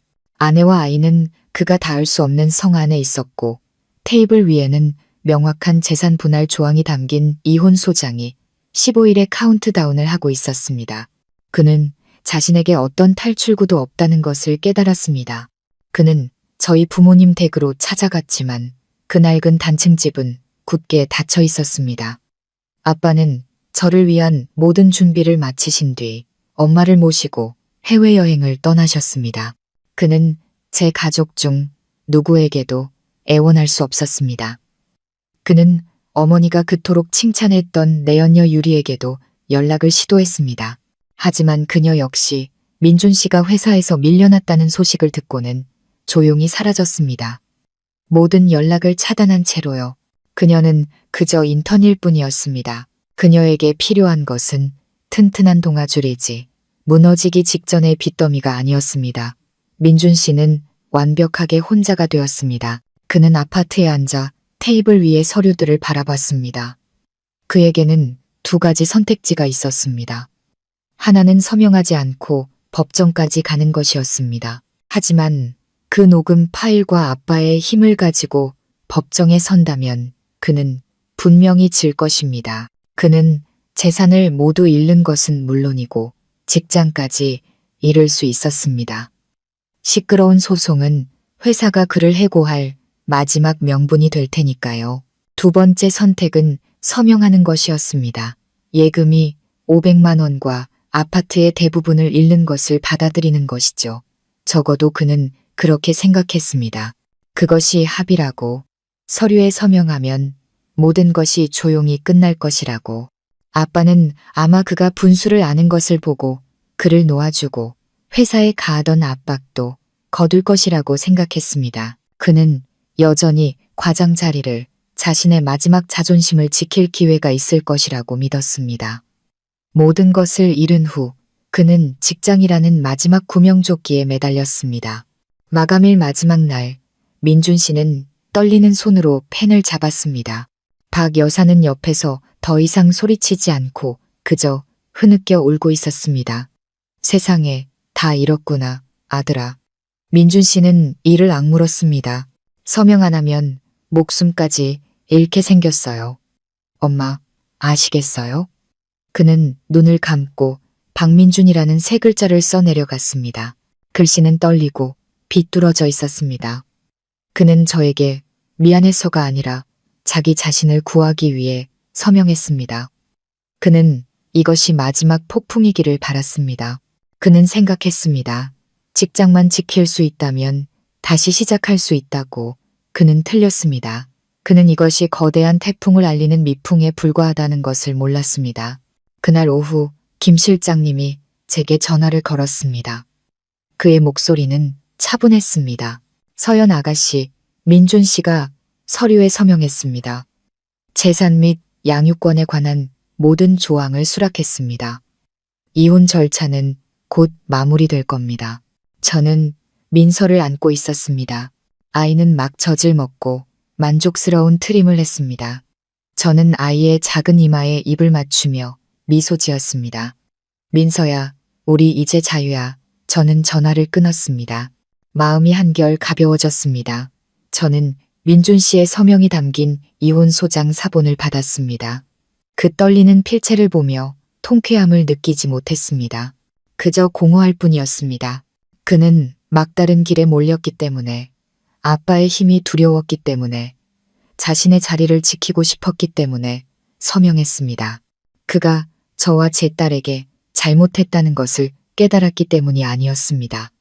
그와 그의 어머니는 여전히 그들이 운 나쁘게 대단한 집안을 건드렸다고 생각할 뿐이었습니다. 저는 고급스러운 방에 앉아 잠든 딸을 바라봤습니다. 만족감을 느껴야 마땅했습니다. 저는 자유로워졌습니다. 아이도 있고 돈도 있고 든든한 가족도 있었습니다. 그런데 왜 여전히 가슴 속에는 분노가 들끓는 걸까요? 그들이 제게 내린 벌은이 500만 원과 아파트 한 채로 환산될 수 있는 것이 아니었습니다. 그것은 모욕이었고 잔인함이었고 저와 제 아이의 목숨에 대한 경시였습니다. 그리고 저는 깨달았습니다. 제게는 아직 한 가지가 남아 있었습니다. 영원히 묻어두려 했던 것, 절대 사용하지 않으려 했던 것. 어쨌든 그 사람은 제 딸의 아버지라고 생각했기 때문입니다. 그의 마지막 체면은 지켜주고 싶었습니다. 하지만 저는 틀렸습니다. 그처럼 잔인한 자는 체면을 가질 자격이 없었습니다. 저는 민준 씨가 바람 피운다는 것을 알고 있었습니다. 임신 6개월 때부터 알고 있었죠. 그 상대는 유리라는 인턴이었습니다. 저는 우연히 민준 씨 휴대폰에서 그들의 애정 어린 메시지를 읽었습니다. 그들은 그냥 썸을 타는 게 아니었습니다. 이미 선을 넘었죠. 제가 입덧으로 가장 힘들어하던 바로 그날들, 그들은 데이트를 했습니다. 저는 고통스러웠습니다. 숨도 못 쉴 만큼 아팠죠. 하지만 그때 저는 침묵을 선택했습니다. 아이를 위해서 참자고 다짐했습니다. 아이가 태어나면 그가 변할 거라고, 아이를 위해서라도 가정으로 돌아올 거라고 희망했습니다. 하지만 제가 틀렸습니다. 저의 침묵은 그를 더욱 대담하게 만들었고, 그의 어머니 박 여사는 그 사실을 알면서도 손주를 낳아줄 것이라는 희망에 암묵적으로 지지했습니다. 그들은 뿌리부터 썩은 가족이었습니다. 그리고 이제 민준 씨는 서류에 서명만 하면 벗어날 수 있을 거라고, 직장을 지키고 그 내연녀와 새 출발을 할 수 있을 거라고 생각하고 있었습니다. 안 될 말이죠. 저는 허락할 수 없었습니다. 저는 휴대폰을 들어 김 실장님께 전화를 걸었습니다. 제 목소리는 에어컨 바람보다 더 차가웠습니다. 김 실장님, 이혼 거는 감사합니다. 이제 2단계로 넘어가죠. 전화기 저편에서 김 실장님은 놀란 듯 했습니다. 2단계요? 서연 아가씨, 저는 그의 말을 잘랐습니다.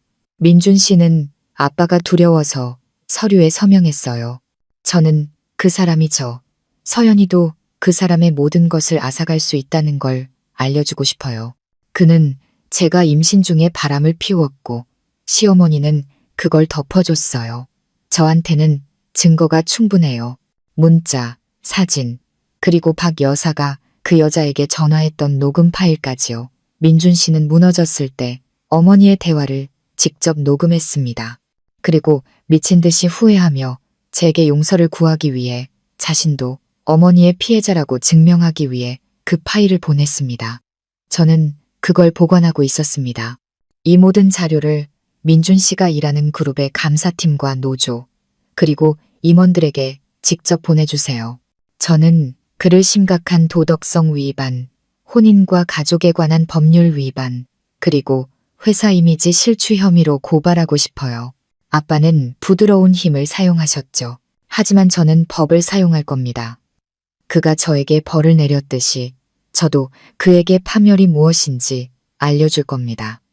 저는 깊은 숨을 들이쉬었습니다. 옆에서 잠든 민서를 바라봤습니다.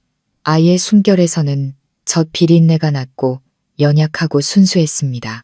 바로 이 순수함 때문에 저는 악행이 그냥 넘어가는 것을 용납할 수 없었습니다.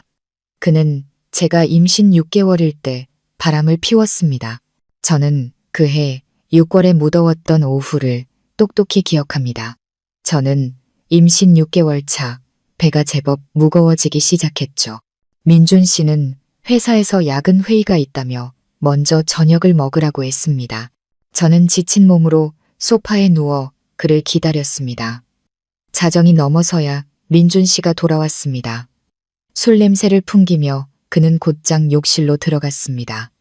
그가 테이블 위에 두고 간 휴대폰 화면이 갑자기 밝아졌습니다. 하트 뿅뿅 유리라고 저장된 이름으로부터 카톡 메시지가 와 있었습니다. 오빠, 집에 잘 들어갔어? 보고 싶다. 심장이 멎는 것 같았습니다. 떨렸습니다.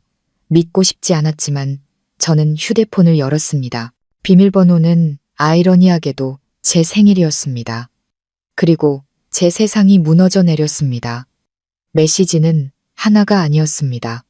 수백 개였습니다. 그들은 서로를 여보, 당신이라고 불렀습니다. 데이트를 하고 호텔에 함께 갔습니다. 제가 입덧으로 고생하며 아무것도 먹지 못하던 바로 그날들이었습니다. 그는 그녀에게 이렇게 말했습니다. 와이프는 요즘 임신해서 예민하고 짜증만 내. 피곤해 죽겠어. 너랑 있을 때가 제일 즐거워. 저는 어두운 거실 한가운데 앉아 소리 없이 울었습니다.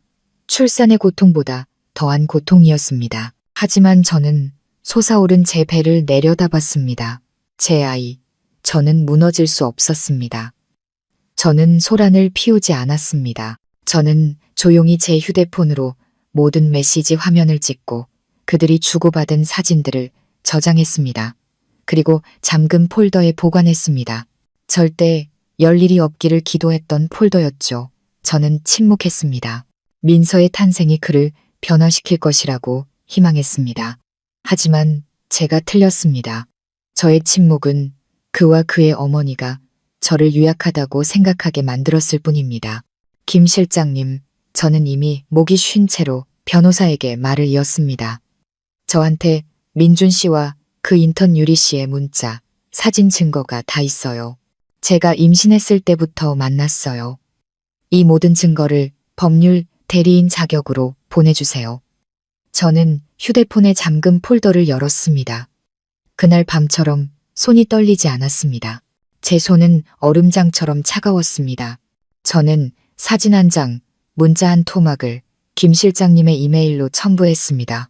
이게 첫 번째 자료입니다. 김 실장님은 아마 그날 밤 제가 보낸 증거들을 정리하느라 밤을 새웠을 겁니다. 달콤한 메시지들, 민준 씨가 호텔 로비에서 그녀의 어깨를 감싸고 있는 사진들, 제가 임신과 출산의 고통을 겪고 있을 때 저를 폄하했던 그의 말들. 그것들은 독약이었고 저는 그 독약을 너무 오래 품고 있었습니다. 하지만 아직 끝나지 않았습니다. 저는 김 실장님께 말했습니다. 아직 더 있어요, 실장님. 선물이 하나 더 남았거든요. 아이러니하게도 그 선물은 민준 씨가 직접 제게 보낸 것이었습니다.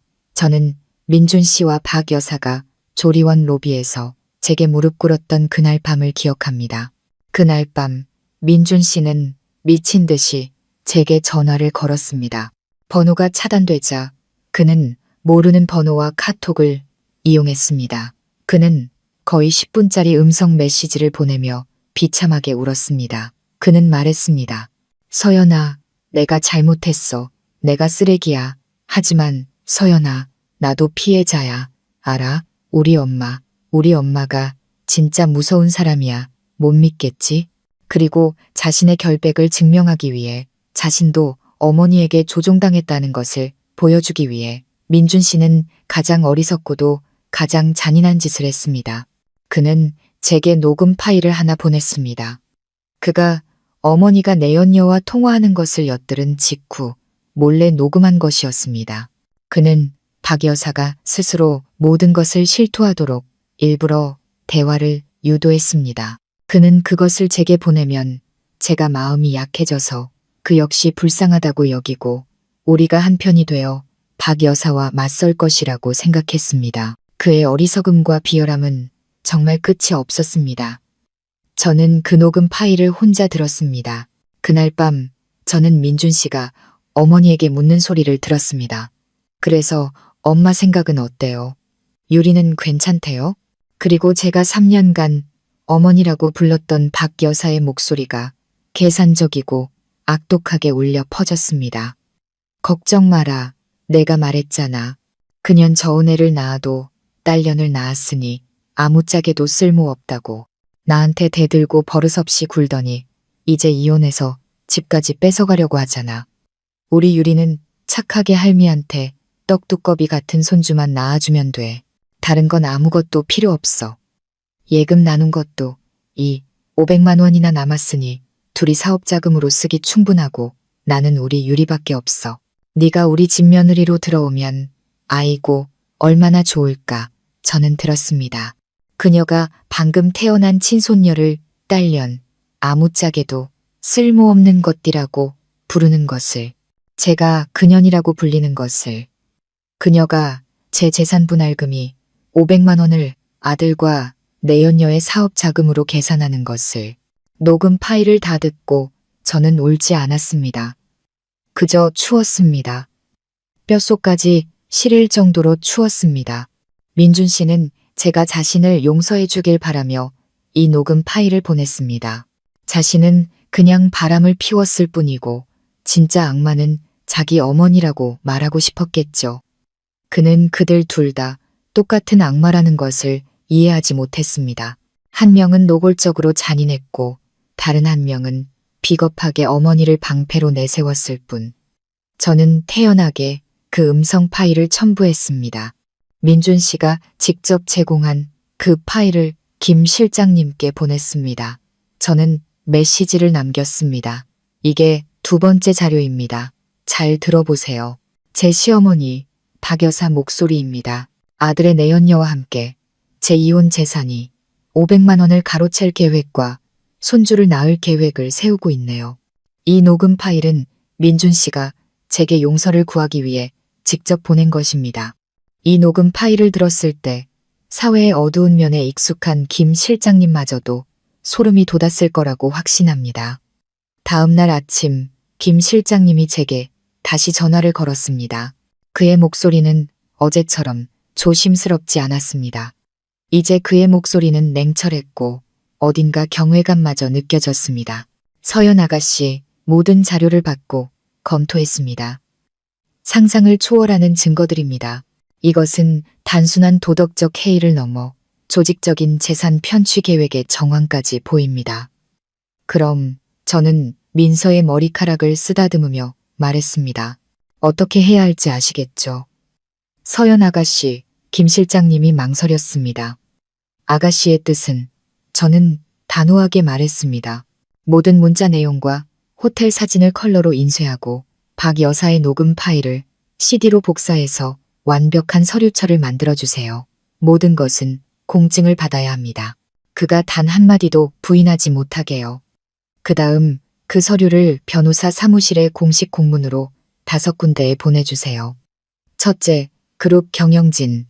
둘째, 그룹 노동조합. 셋째, 그룹 감사팀. 넷째, 인사팀. 그리고 다섯째, 사내 홍보팀입니다. 저는 민준 씨가 큰 그룹, 공기업이 민영화된 곳에서 일한다는 것을 알고 있었습니다.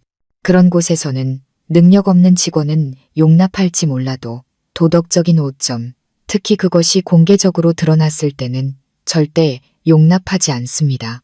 그들은 기업 문화, 신뢰, 그리고 그가 당원이라면 당원으로서의 품위를 매우 중시합니다. 과장 직급이라면 당원일 가능성이 높았죠. 아빠는 거래처를 통한 부드러운 압박을 사용하셨습니다. 그것은 회장님의 방식이었죠. 경고를 통해 민준 씨를 고립시키고 두려움에 떨게 했습니다. 하지만 이것은 저의 방식입니다. 배신당한 아내, 모욕당한 어머니의 방식. 저의 공격은 경고가 아닙니다. 쇠처럼 단단한 증거가 첨부된 공식적인 고발장입니다. 저는 이 판을 완전히 뒤집고 싶었습니다. 그가 마지막 자존심으로 붙잡고 있는 그곳의 모든 사람들이 그의 진짜 얼굴을 알게 하고 싶었습니다. 나중에 김 실장님께 들은 이야기입니다. 그 주 화요일 아침 그의 사무실 직원이 정장을 차려입고 정중하게 봉인된 5개의 서류철을 들고 민준 씨의 회사 본사로 향했습니다. 그는 5개의 핵심 부서 비서에게 직접 서류를 전달했습니다. 그 봉투들이 열렸을 때 무슨 일이 일어났는지는 모르지만 저는 상상할 수 있었습니다. 그 거대한 그룹은 그날 분명 지진을 겪었을 겁니다. 임원 부인들의 모임에서 나온 소문과는 차원이 다른 변호사가 보낸 공식적인 고발장이었습니다. 사진, 문자, 그리고 박 여사의 소름 끼치는 목소리까지 담겨 있었죠. 그 후 아빠의 골프 친구였던 민준 씨의 사장님은 경로했습니다. 지난번에는 소문만 듣고 아빠의 체면을 생각해 경고만 했지만 이번에는 공식적인 고발 서류였습니다. 이것은 더 이상 집안의 불화가 아니었습니다. 감사팀과 노조에까지 전달된 심각한 도덕적 스캔들이었습니다. 그룹 전체의 명예가 걸린 문제였죠. 즉시 긴급회의가 소집되었습니다. 조사는 필요 없었습니다. 증거가 너무나 명백했으니까요. 민준 씨와 유리가 호텔 로비에서 허리를 감싸고 있는 사진. 제가 임신했을 때 저를 폄하했던 문자 메시지들. 그리고 가장 끔찍했던 것은 박 여사의 녹음 파일이었습니다. 그들은 한 할머니가 아들의 내연녀와 함께 자기 친손녀를 쓸모없는 딸년이라 부르며 이혼 재산을 가로챌 계획을 세우는 것을 들었습니다. 이것은 더 이상 남녀 간의 문제가 아니었습니다. 비인간적인 문제였죠. 민준 씨는 그때까지도 사무실에 앉아 있었습니다. 아무도 그에게 일을 주지 않았지만 그는 여전히 바쁜 척하고 있었습니다. 그는 이혼 서류에 서명만 하면 모든 것이 끝날 거라고 생각했습니다. 여전히 자리를 지키고 언젠가 다시 시작할 수 있을 거라고 꿈꾸고 있었죠. 그가 인터넷 서핑을 하고 있을 때 내선 전화가 울렸습니다. 인사팀장이었습니다.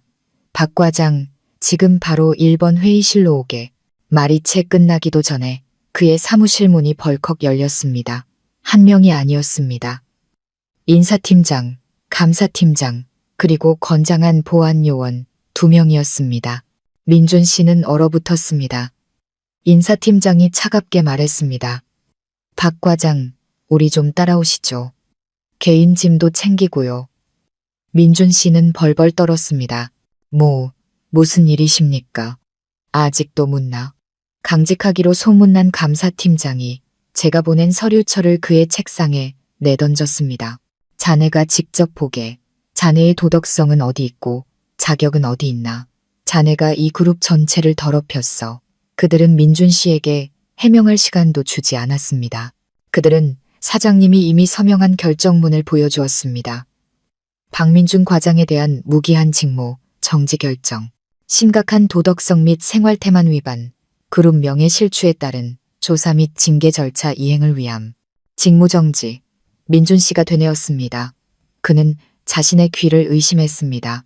그는 즉시 아무런 예고도 없이 직무정지를 당했습니다. 아닙니다. 이건 모함입니다. 감사팀장이 서류철에 있는 CD를 가리켰습니다. 모함?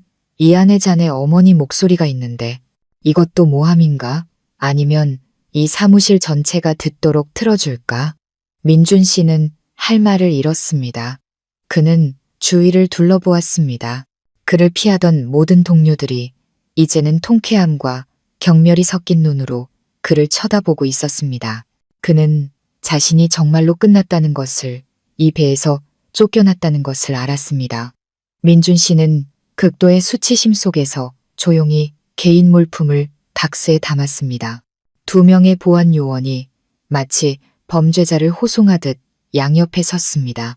그는 매일 다니던 복도를 걸었지만 오늘은 영원처럼 길게 느껴졌습니다.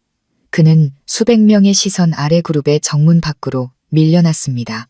그는 이혼 서류에 서명하면서까지 지키려 했던 유일한 것, 직장을 잃었습니다. 그날 저녁 저는 민서에게 젖을 물리며 재우고 있었습니다. 문자 알림음이 울렸습니다. 김 실장님이었습니다. 메시지는 단 한 줄이었습니다. 처리 완료, 직무 정지. 저는 푸른 호수가 내려다 보이는 산후조리원 발코니에 앉아 있었습니다. 민서는 요람에서 새근새근 잠들어 있었고 아이의 숨결은 나비의 날갯짓처럼 가벼웠습니다. 저는 문자를 읽었습니다. 마음은 평온했습니다. 저 자신도 놀랄 만큼 평온했죠. 통쾌하지도 기쁘지도 않았습니다. 그저 마땅한 결과라고 생각했습니다. 뿌린 대로 거두는 법이니까요. 저는 그곳에 없었지만 민준 씨가 개인 물품이 담긴 박스를 들고 실패자의 모습으로 아파트로 돌아가는 장면을 상상할 수 있었습니다. 그는 과장 자리를, 그 허황된 마지막 자존심을 지키기 위해 이혼 서류에 서명하고 이 500만 원과 집의 대부분을 포기했습니다. 그리고 이제 제가 그의 마지막 구명줄마저 끊어버린 것입니다. 그는 분명 극도의 공황 상태에 빠져 있을 겁니다. 나중에 알게 된 사실이지만 그 극심한 공황 속에서 민준 씨는 제게도 박 여사에게도 전화하지 않았습니다. 그는 인턴 유리에게 전화를 걸었습니다. 그녀는 그의 마지막 희망이었습니다. 그의 어머니 박 여사가 친손녀까지 버리게 만든 이유였죠. 그녀는 손주를 낳아줄 사람, 이 500만 원의 사업 자금을 약속받은 사람이었습니다. 민준 씨는 새로운 미래인 양 그녀에게 매달렸습니다. 그는 한 번, 2번 전화를 걸었지만 그녀는 받지 않았습니다.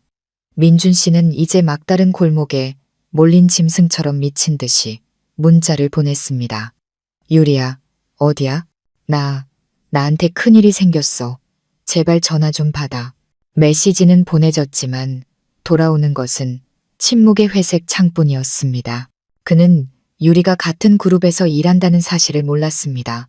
인턴인 그녀는 그보다 소문에 더 민감했습니다. 그녀는 그가 직무정지를 당하고 범죄자처럼 사무실에서 끌려 나갔다는 소식을 이미 알고 있었습니다. 그녀는 사내에 퍼진 고발 이메일도 보았습니다.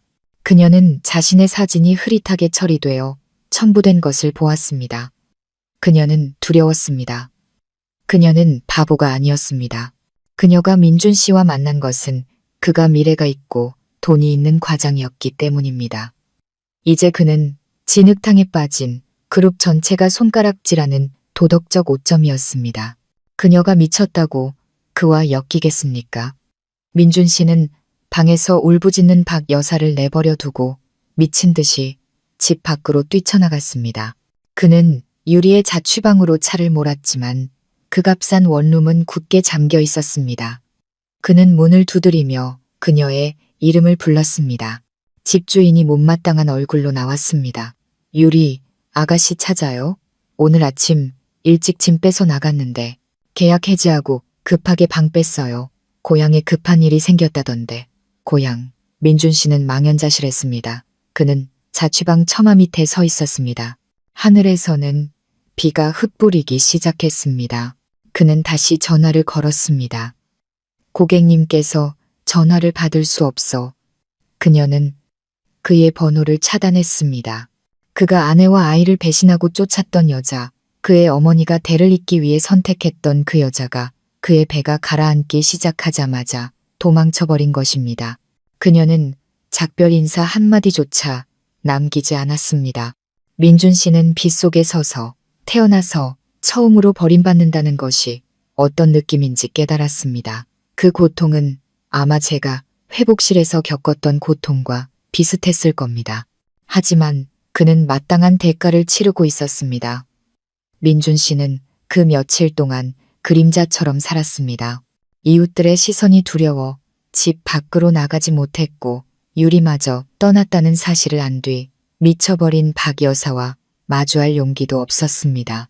그녀는 민준 씨를 무능한 놈이라고 욕하고 저를 나쁜 년이라고 욕하고 유리마저 사기꾼이라고 저주했습니다. 한때 그녀의 자랑이었던 그 집은 이제 지옥과 다름없었습니다. 열흘 뒤 민준 씨는 인사팀으로부터 전화를 받았습니다. 마지막으로 회사에 나와 남은 절차를 마무리하라는 것이었죠. 민준 씨는 아마 마지막 희미한 희망을 품었을 겁니다. 그들이 그저 견책이나 감봉 정도로 끝낼 수도 있다고. 그는 황급히 남은 옷 중 가장 깨끗한 옷을 입고 정신을 차린 척하며 그룹으로 향했습니다. 하지만 그는 큰 회의실이 아닌 아주 작은 방으로 안내되었습니다. 그곳에는 인사팀장과 노조 측 여성 직원 한 명만 있었습니다. 사장님도 감사팀장도 없었죠. 그것은 그의 운명이 이미 결정되었다는 것을 의미했습니다. 그들은 그저 사형을 집행하러 나온 사람일 뿐이었습니다.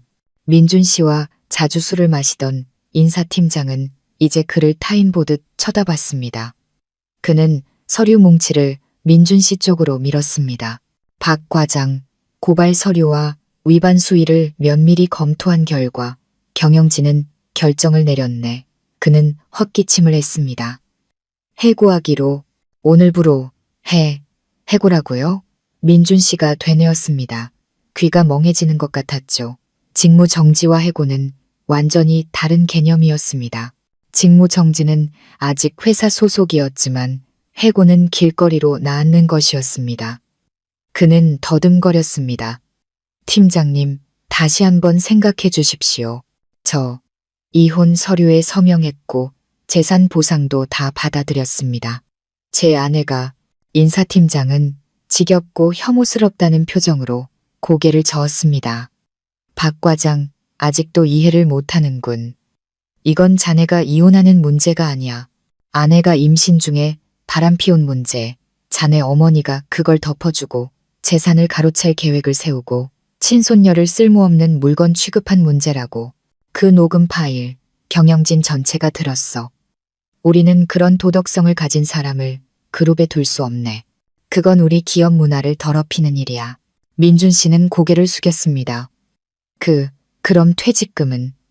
저 여기서 5년 일했습니다. 퇴직금. 여태껏 침묵하던 노조 측 여성이 칼날 같은 목소리로 말했습니다. 당신은 심각한 근로기율을 위반했고 회사 명예에 막대한 손해를 끼쳤습니다. 법적으로 우리는 퇴직금을 지급할 의무가 없을 뿐만 아니라 오히려 명예훼손으로 당신을 고소할 수도 있습니다.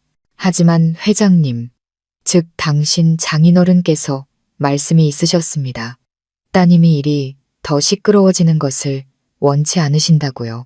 그분은 당신을 고소하고 싶지 않다고 하셨습니다. 그룹도 그분 체면을 봐서 해고로 끝내는 겁니다. 여기에 서명하고 그분께 감사하는 게 좋을 겁니다. 민준 씨는 그제야 깨달았습니다. 그는 완벽한 덫에 걸렸던 것입니다. 아빠는 고소하지 않음으로써 그룹이 체면을 차리게 하고 가장 가볍지만 가장 치명적인 해고 결정을 내리게 했습니다. 민준 씨는 떨면서 계약 해지서에 서명했습니다. 그는 이제 취업 서류에 지울 수 없는 도덕적 흠집을 가진 공식적인 실업자가 되었습니다. 그는 이건 엄마 벌이야라는 한마디 때문에 모든 것을 잃었습니다. 민준 씨가 해고되었다는 소식은 제가 산후조리원을 떠날 준비를 할 때쯤 들려왔습니다. 한 달이 지났고 저는 완전히 회복했습니다.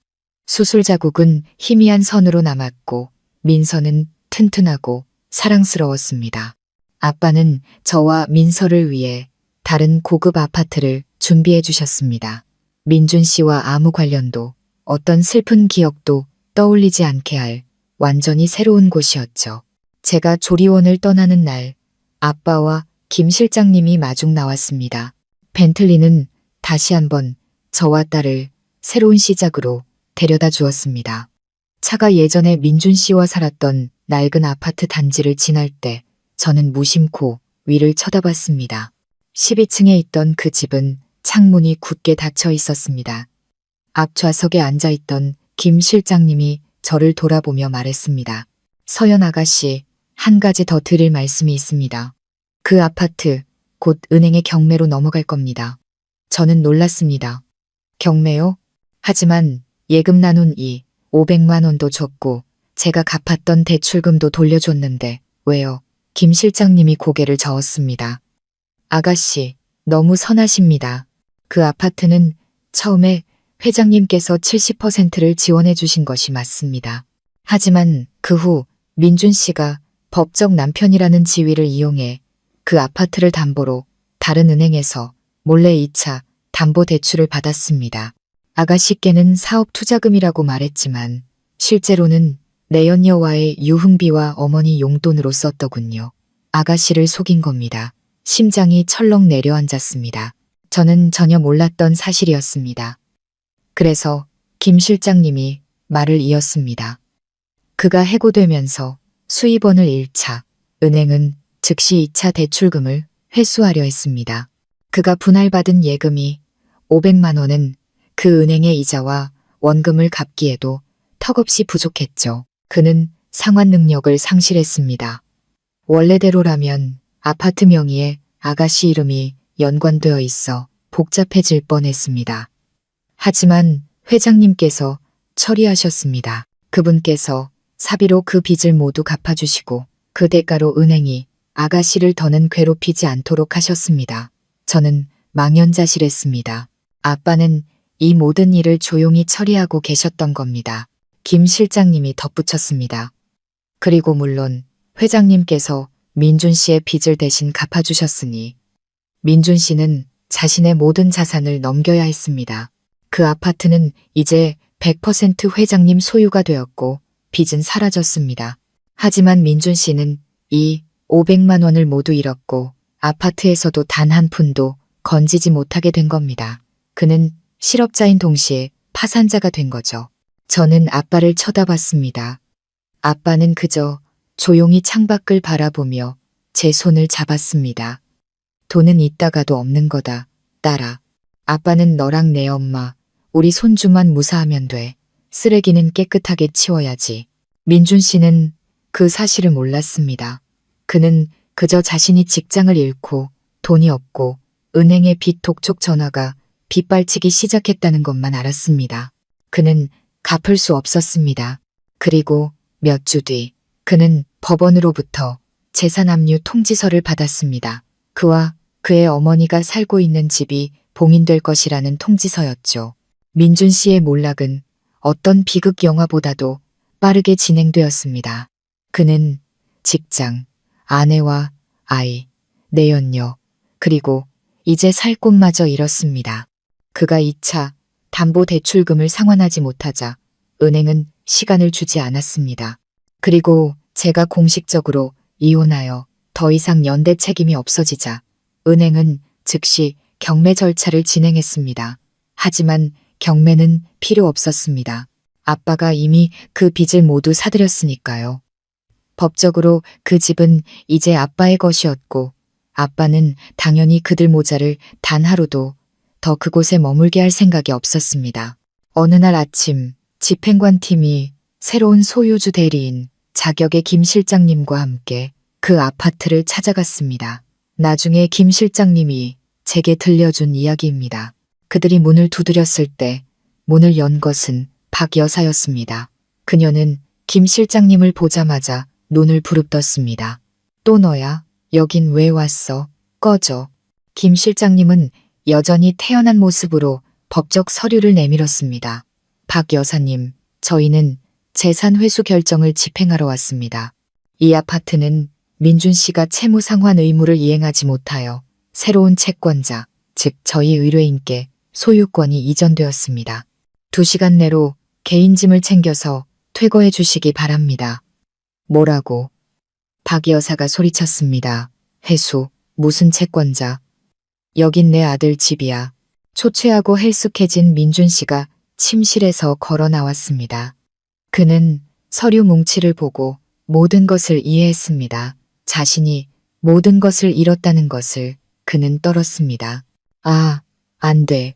난 이 500만 원 갚았잖아요. 그 이 500만 원은 김 실장님이 명확하게 말했습니다. 당신이 담보로 빌린 5천만 원의 이자와 원금 일부에 불과합니다. 나머지는 저희 의뢰인께서 상환하셨습니다. 이제 이 집은 그분 소유이니 퇴거해 주시죠. 그제야 박 여사는 깨달았습니다. 자기 아들이 바람을 피우고 해고당했을 뿐만 아니라 몰래 5천만 원의 빚까지 졌다는 것을. 그녀는 원수를 보듯 민준 씨를 쳐다봤습니다. 그녀는 달려들어 아들의 가슴을 손톱으로 핥히고 주먹으로 쳤습니다. 네가 5천만 원을 빌려 언제? 그 돈 다 어디다 썼어? 그년한테 갖다 바쳤지. 이놈아, 네가 날 죽이는구나. 아이고, 민준 씨는 저항하지 않았습니다. 그는 어머니가 때리도록 내버려뒀습니다. 그에게 남은 것이 무엇이 있겠습니까? 그는 빈털터리가 되었습니다. 말 그대로 빈털터리. 예금도, 집도, 직업도 잃고 빚더미에 앉았습니다. 그들에게는 2시간이 주어지지 않았습니다. 집행관 팀이 가구에 압류 딱지를 붙이기 시작했습니다.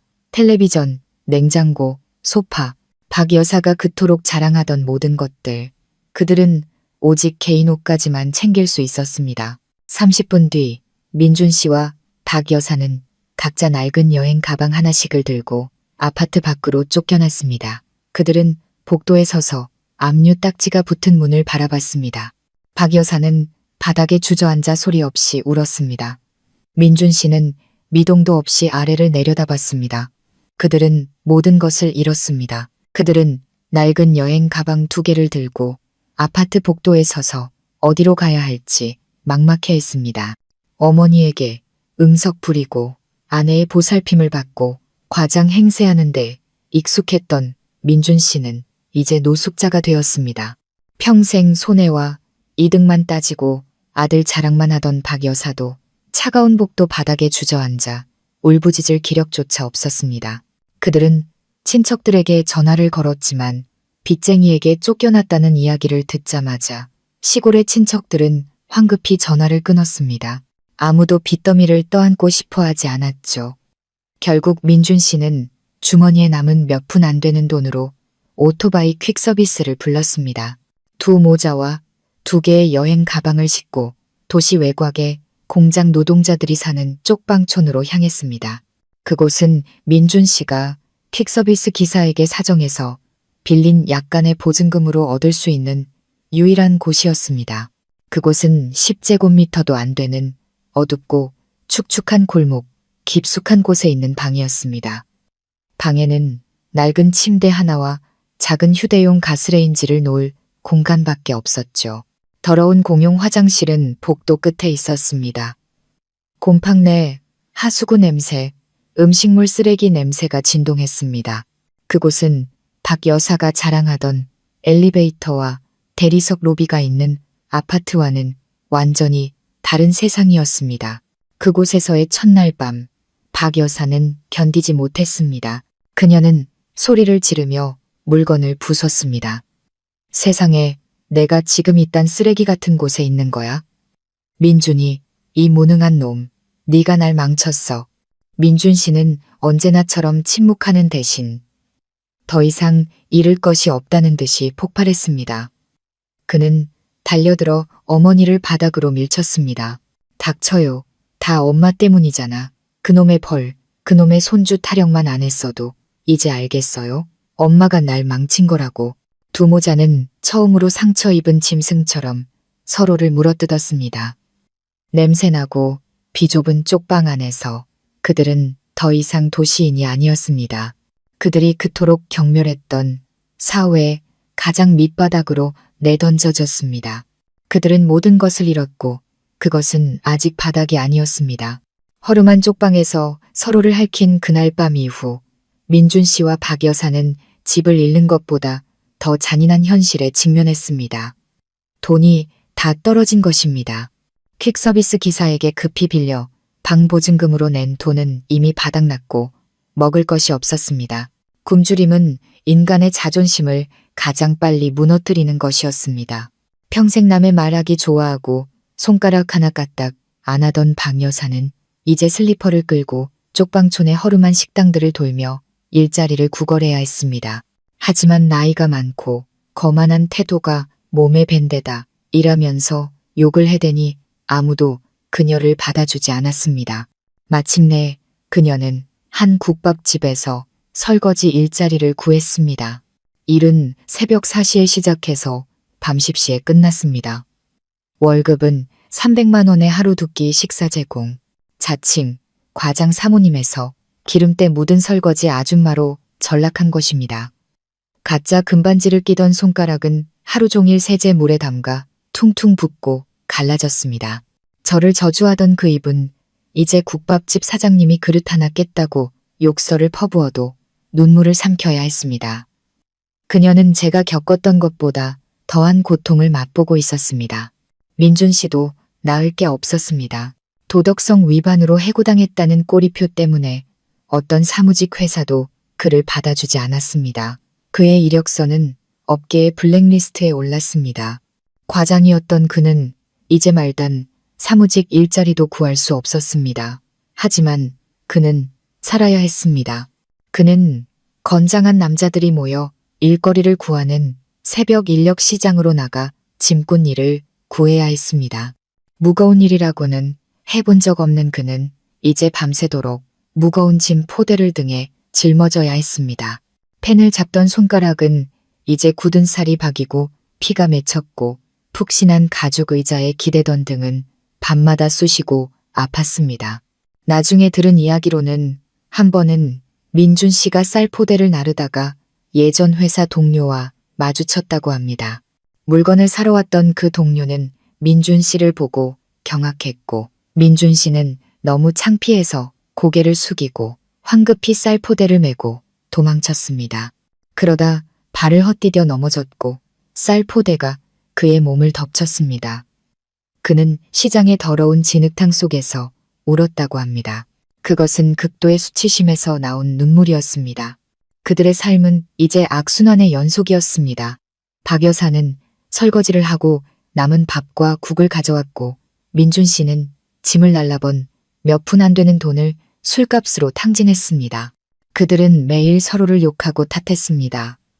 박 여사는 민준 씨의 무능을, 민준 씨는 박 여사의 어리석음을 탓했습니다. 그들은 허울뿐인 중산층 가정에서 진짜 밑바닥으로 추락했습니다. 그들은 자신들이 저지른 잘못에 대한 대가를 그들이 그토록 경멸했던 육체노동으로 치르고 있었습니다. 저는 이런 사실들을 몰랐고 알고 싶지도 않았습니다. 저는 새로운 삶을 사느라 바빴으니까요. 3년. 길지 않은 시간이지만 갓난아이가 옹알이하는 작은 천사로 변하기에 상처 입은 여자가 허물을 벗고 강해지기에 충분한 시간이었습니다. 3년 후에 저는 옛날의 서연이가 아니었습니다. 저희 집은 햇살로 가득했습니다. 제 딸 민서는 이제 3살배기 예쁘고 사랑스러운 아이가 되었습니다. 아이는 제 까만 눈을 닮았지만 제잘거리는 입과 활발한 성격은 외할아버지를 쏙 빼닮았습니다. 아이는 저의 작은 태양이었고 제가 계속 나아갈 이유였으며 끊임없이 노력하게 하는 원동력이었습니다. 아이의 웃음소리는 집안의 모든 빈 공간을 채우고 제 마음의 모든 상처를 어루만져 주었습니다. 저는 예전 직장으로 돌아가지 않았습니다. 출산 후 첫 1년은 온전히 아이에게 바쳤습니다. 그리고 그 1년 동안 저는 더 이상 평범한 삶을 살 수 없다는 것을 깨달았습니다. 저는 공부했습니다. 재무, 투자, 경영에 대해 공부했죠. 아빠는 제가 진정으로 준비되었다는 것을 보시고 집안의 작은 사업체 하나를 제게 맡기기 시작하셨습니다. 그곳은 의료장비 수입 전문 회사로 제가 전혀 몰랐던 분야였습니다. 처음에는 정말 힘들었습니다. 기계 이름부터 복잡한 통관 절차까지 가장 기본적인 것부터 배워야 했습니다. 지쳐서 포기하고 싶을 때도 있었지만 잠든 민서를 볼 때마다 다짐했습니다. 해내야 한다고. 나 자신뿐만 아니라 아이의 버팀목이 되기 위해서라도 강해져야 한다고. 3년이 흘렀습니다. 평범한 직장인이었던 저는 이제 여성 사업가가 되었습니다. 아직 크게 성공한 것은 아니지만 저는 자신감 있고 독립적이며 경제적으로 자립했습니다. 저는 제가 번 돈으로 딸에게 무엇이든 사줄 수 있었습니다. 아이를 데리고 여행을 가고 최고의 국제학교에 보낼 수 있었습니다. 저는 더 이상 어떤 남자에게도 기댈 필요가 없었습니다. 가끔 엄마가 한숨을 쉬며 말했습니다. 딸아, 이제 재혼도 생각해봐야지. 민서에게도 아빠가 필요하잖니. 저는 그저 웃었습니다. 저도 한때는 민서에게 아빠가 필요하다고 생각했습니다. 하지만 이제는 압니다. 민서에게는 온전하지만 거짓된 가정보다 행복한 엄마가 더 필요하다는 것을 저는 끔찍한 결혼 생활을 겪었습니다. 그것은 저를 두렵게 했지만 동시에 더 현명하게 만들었습니다. 저는 서두르지 않습니다. 행복은 인연이 있다면 찾아올 것입니다. 만약 그렇지 않더라도 저와 민서는 아주 잘 살아갈 겁니다. 주말이면 저는 딸을 데리고 외갓집으로 갔습니다.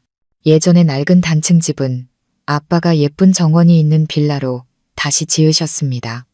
엄마는 이제 아무 걱정 없이 오직 꽃과 외손녀를 돌보는 일에만 전념하십니다. 부모님의 행복한 미소를 보고 잔디밭에서 제잘거리며 뛰어노는 딸을 보며 저는 마음의 평화를 느꼈습니다. 어느 화창한 일요일 오후 저는 민서를 데리고 도심의 한 고급 키즈 카페에 갔습니다. 아이는 분홍색 공주 드레스를 입고 머리를 양갈래로 묶고 작은 새처럼 제잘거리며 뛰어다녔습니다. 저는 야외 카페에 앉아 아이에게서 눈을 떼지 못하고 행복하게 미소 지었습니다. 이렇게 여유롭고 평화로운 기분을 느껴본 것이 얼마 만인지 몰랐습니다. 제가 라떼를 한 모금 마시고 있을 때 우연히 아이를 데리고 그곳에 온 제 회사 비서가 다가왔습니다.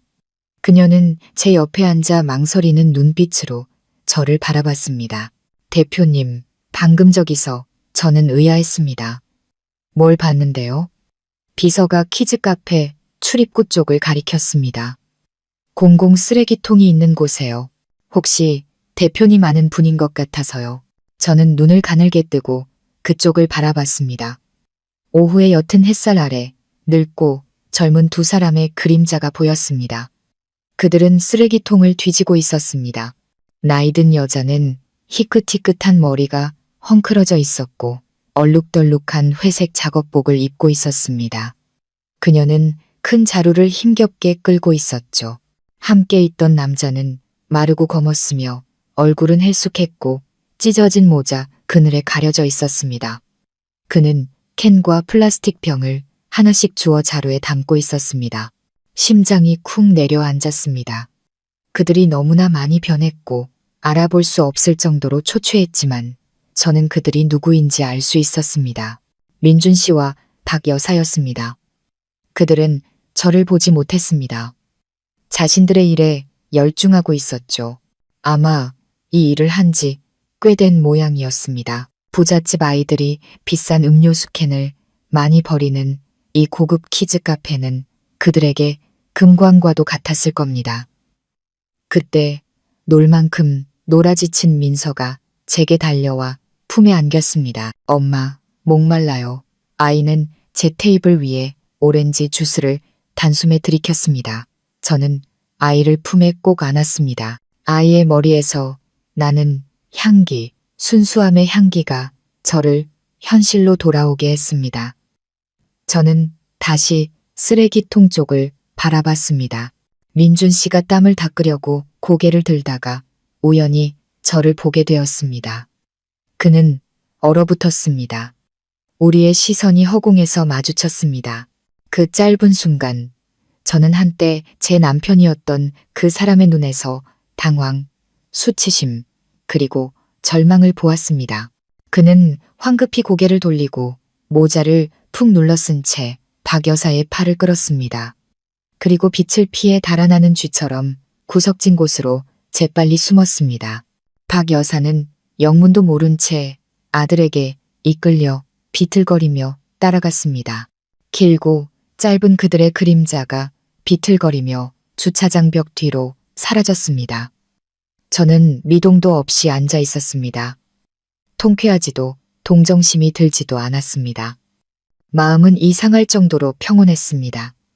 마치 결말을 이미 알고 있는 영화의 슬로 모션 장면을 본 것 같았죠. 엄마, 이제 집에 가요. 아이스크림 먹고 싶어요. 민서가 저를 흔들었습니다. 저는 미소 지으며 아이의 이마에 입을 맞췄습니다. 그래, 우리 집에 가서 아이스크림 먹자. 저는 딸을 안아들었습니다. 아이는 제 목을 꼭 끌어안았습니다. 저는 걸음을 옮겼습니다. 제 하이힐 소리가 대리석 바닥 위에서 규칙적으로 울렸습니다. 저녁 노을이 저와 딸에게 황금빛을 씌워주었습니다. 저는 뒤돌아보지 않았습니다. 과거가 아무리 끔찍하고 더러웠다 해도 그것은 이미 제 등 뒤에 그것이 마땅히 있어야 할 곳에 남겨졌습니다. 인생은 본래 아주 공평합니다. 누구든 뿌린 대로 거두는 법이죠. 단지 그 시기가 빠르냐, 늦느냐의 차이일 뿐입니다. 마음쉼터 가족, 여러분, 오늘 이야기는 우리에게 많은 생각을 남깁니다. 인과응보의 법칙은 늦을 수는 있어도 결코 사라지지 않는다는 것을 보여줍니다. 또한 인간애가 결핍된 도는 그것을 숭배하는 자들을 파멸시키는 양날의 검이 될 수 있다는 것도요. 무엇보다 이 이야기는 우리에게 내려놓음의 힘을 일깨워줍니다. 용서는 상처 준 사람을 위한 것이 아니라 증오의 굴레에서 우리 자신의 영혼을 해방시키기 위한 것입니다. 이야기의 주인공처럼 우리가 유독한 과거를 과감히 놓아버릴 때 비로소 평화롭고 진정한 행복이 가득한 미래를 열 수 있습니다. 우리 모두가 자신만의 강인함을 찾기를 바랍니다. 구독과 알림 설정, 그리고 영상 공유로 마음 쉼터에 따뜻한 온기를 더해주세요. 여러분의 소중한 감상평도 댓글로 남겨주시길 바랍니다. 들어주셔서 감사합니다. 다음 이야기로 다시 찾아뵙겠습니다.